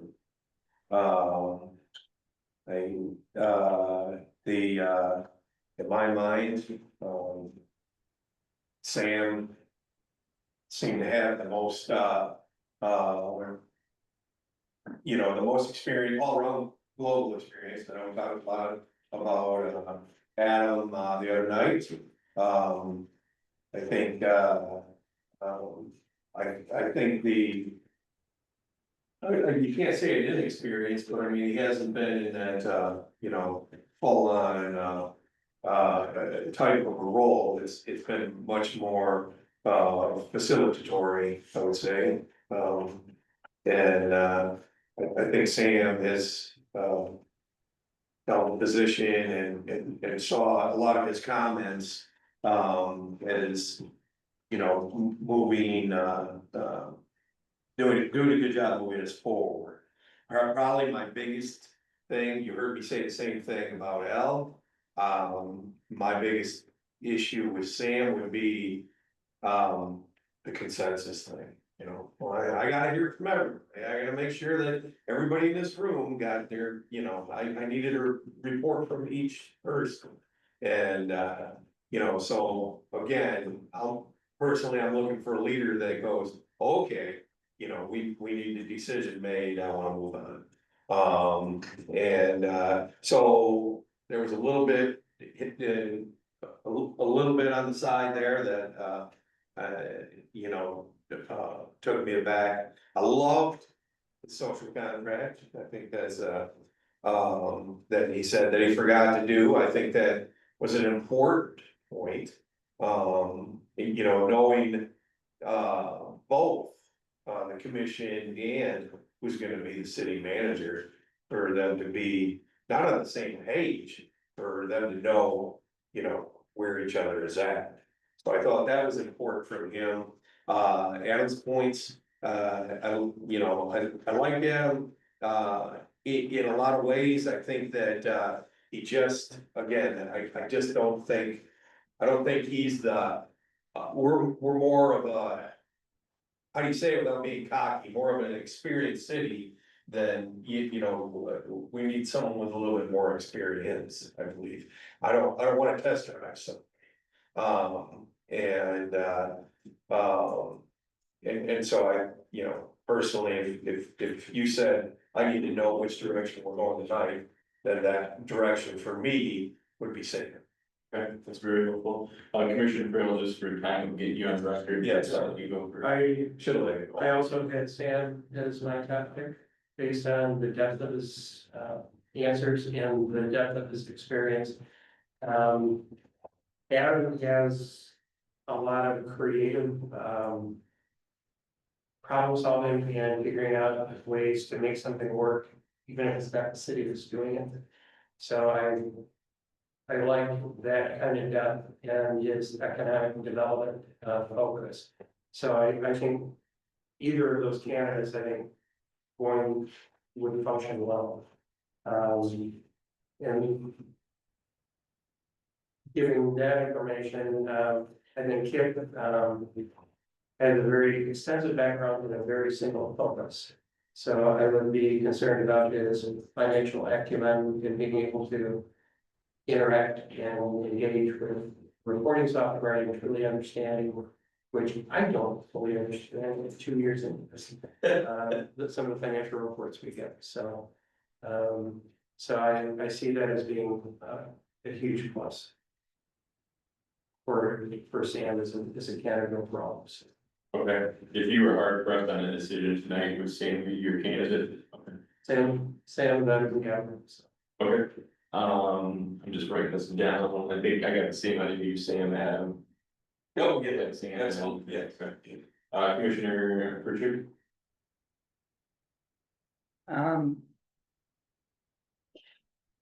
I would concur with the Sam Adam assessment. That was a 1 and 2. And I feel, Kip obviously has a lot of experience in team building, but I don't feel there's enough transferable skills. Adam honestly is heavy in planning and zoning. And a smaller scale community, and back to the point of where the city's at. And our budget and the challenges that we face in the next steps that we need to take. So I put him as a number 2. Sam has a more broader experience, I should say. And what he's dealt with, he has, relative to the other 2, more experience in city administration. Heavy on a nonprofit. And starting to lean towards what Marty kind of touched on, and being a team player versus being a leader. I worry about that piece, being the strong leader.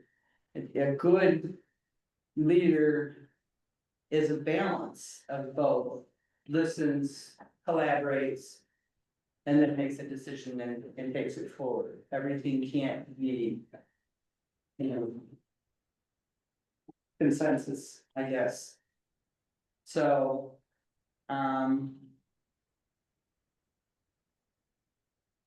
I don't think we found our person yet. In this case, with what we have. That's it.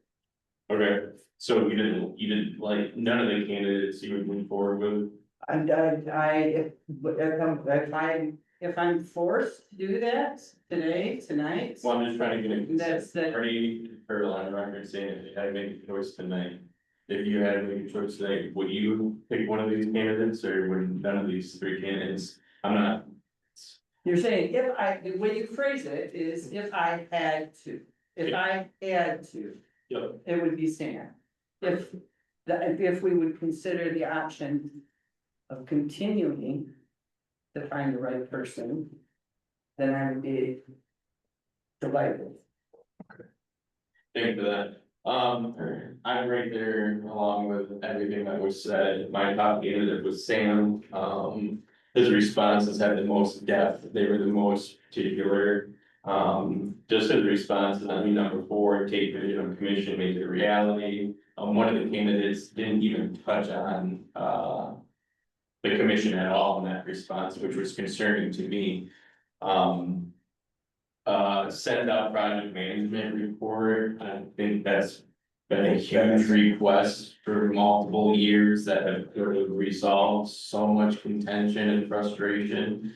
So to know that that's a common practice already would be great. I feel like it wouldn't be a 3-year battle to get that expectation met. I think it would come very naturally, very easily from the get-go. So Sam is the one that I would, choose if we chose from the 3 that we interviewed today. My second pick would be, I'm gonna derail a little bit from everyone else's. I would go Adam, last and Kip over Adam. I think their experience levels are, I think they go hand in hand. I think there's more administrative leadership experience with Kip over Adam. But the concern that, for number 4, what is the most important task or function of a city manager? Adam completely missed a response in regards to making the direction and the consensus of the commission a reality, which is the primary focus of a city administrator. So that's where I kind of rank 3 from the responses that were provided today. That puts us in a position of trying to figure out what do we want to do next. One commissioner has indicated, uncomfortability potentially moving forward with the 3 candidates that we have. So that brings us to our next decision-making process in tonight's moment in time right now. Do we move forward with one of these 3 candidates, or do we not move forward with these 3 candidates? If we do move forward with one of these 3 candidates, that decision-making and deliberation process needs to look like, who is that candidate? What are the terms? Is that going to look very natural to what we've done in the past, such as a poll, any background check, negotiations with the city attorney? And do we move forward with a candidate through that process? And or if the decision is, no, we don't want to move forward with one of these 3 candidates, then obviously the decision is we're not moving forward.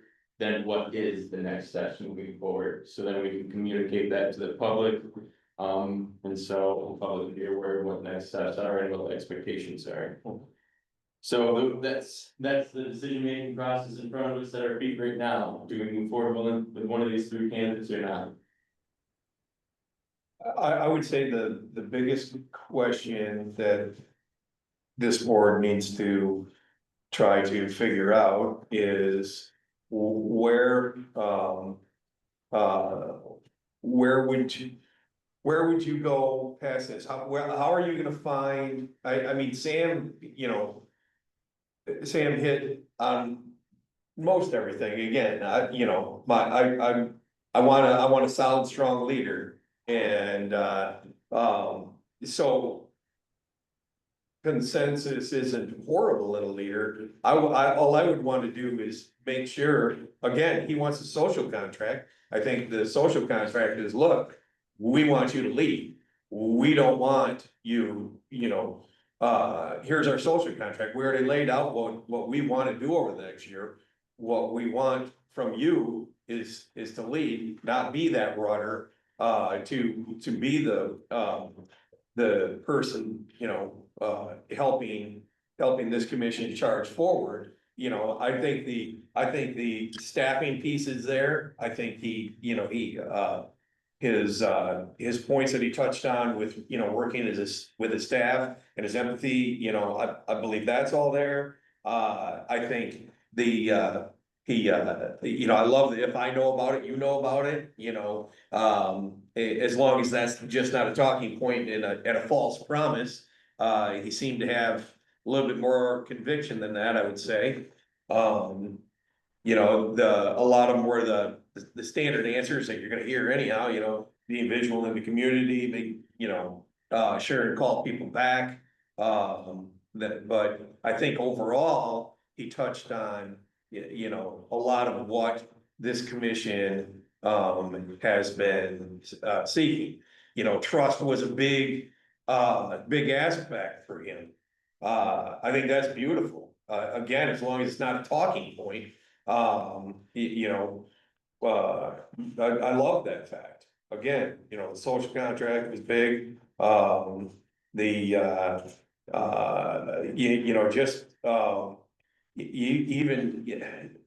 love the thinking out of the box and, diving in, his words, diving in and, going and, taking people's business cards, so he knows, how, when and where to, to communicate. That's a very simple thing, but it's not something that everybody does. So I think that he does, look to get involved. I will say, when we talked about him in the beginning, in fact, Bob's got it on his. My big issue with him was, I wrote it, the no tenure. Cause Bob had, I said, you got a couple of notes, and then I started making them on other things. But it was the tenure with Purcell, and at least, in his,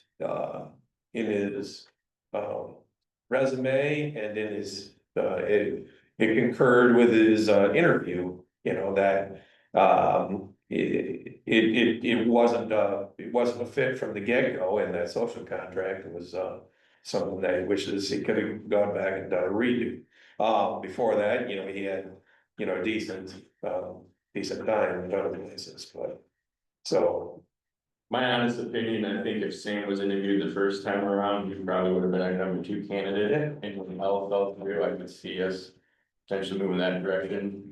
Stacking all the interviews that we've conducted up to this point, even the interim ones, I would say Sam was probably second best in my opinion. So again, the question's really out there for us. I can move forward today with Sam as an option.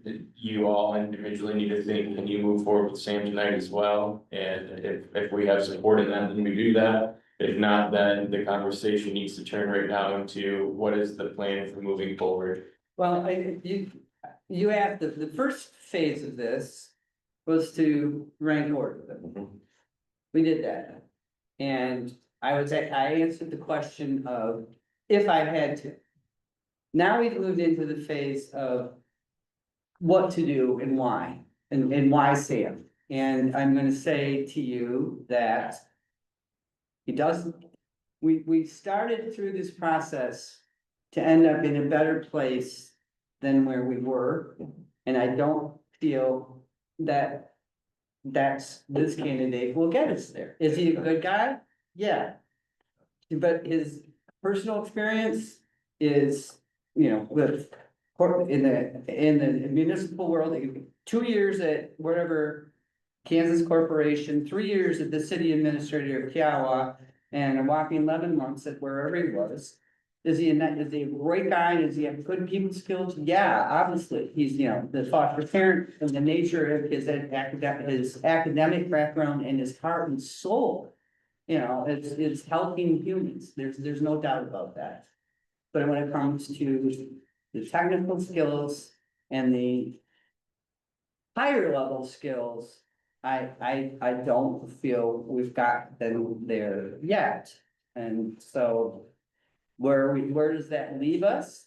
That leaves us where we sit today and continue on. I do have a concern that there are folks that are concerned are in the candidate pool about coming here until they see what happens with the election.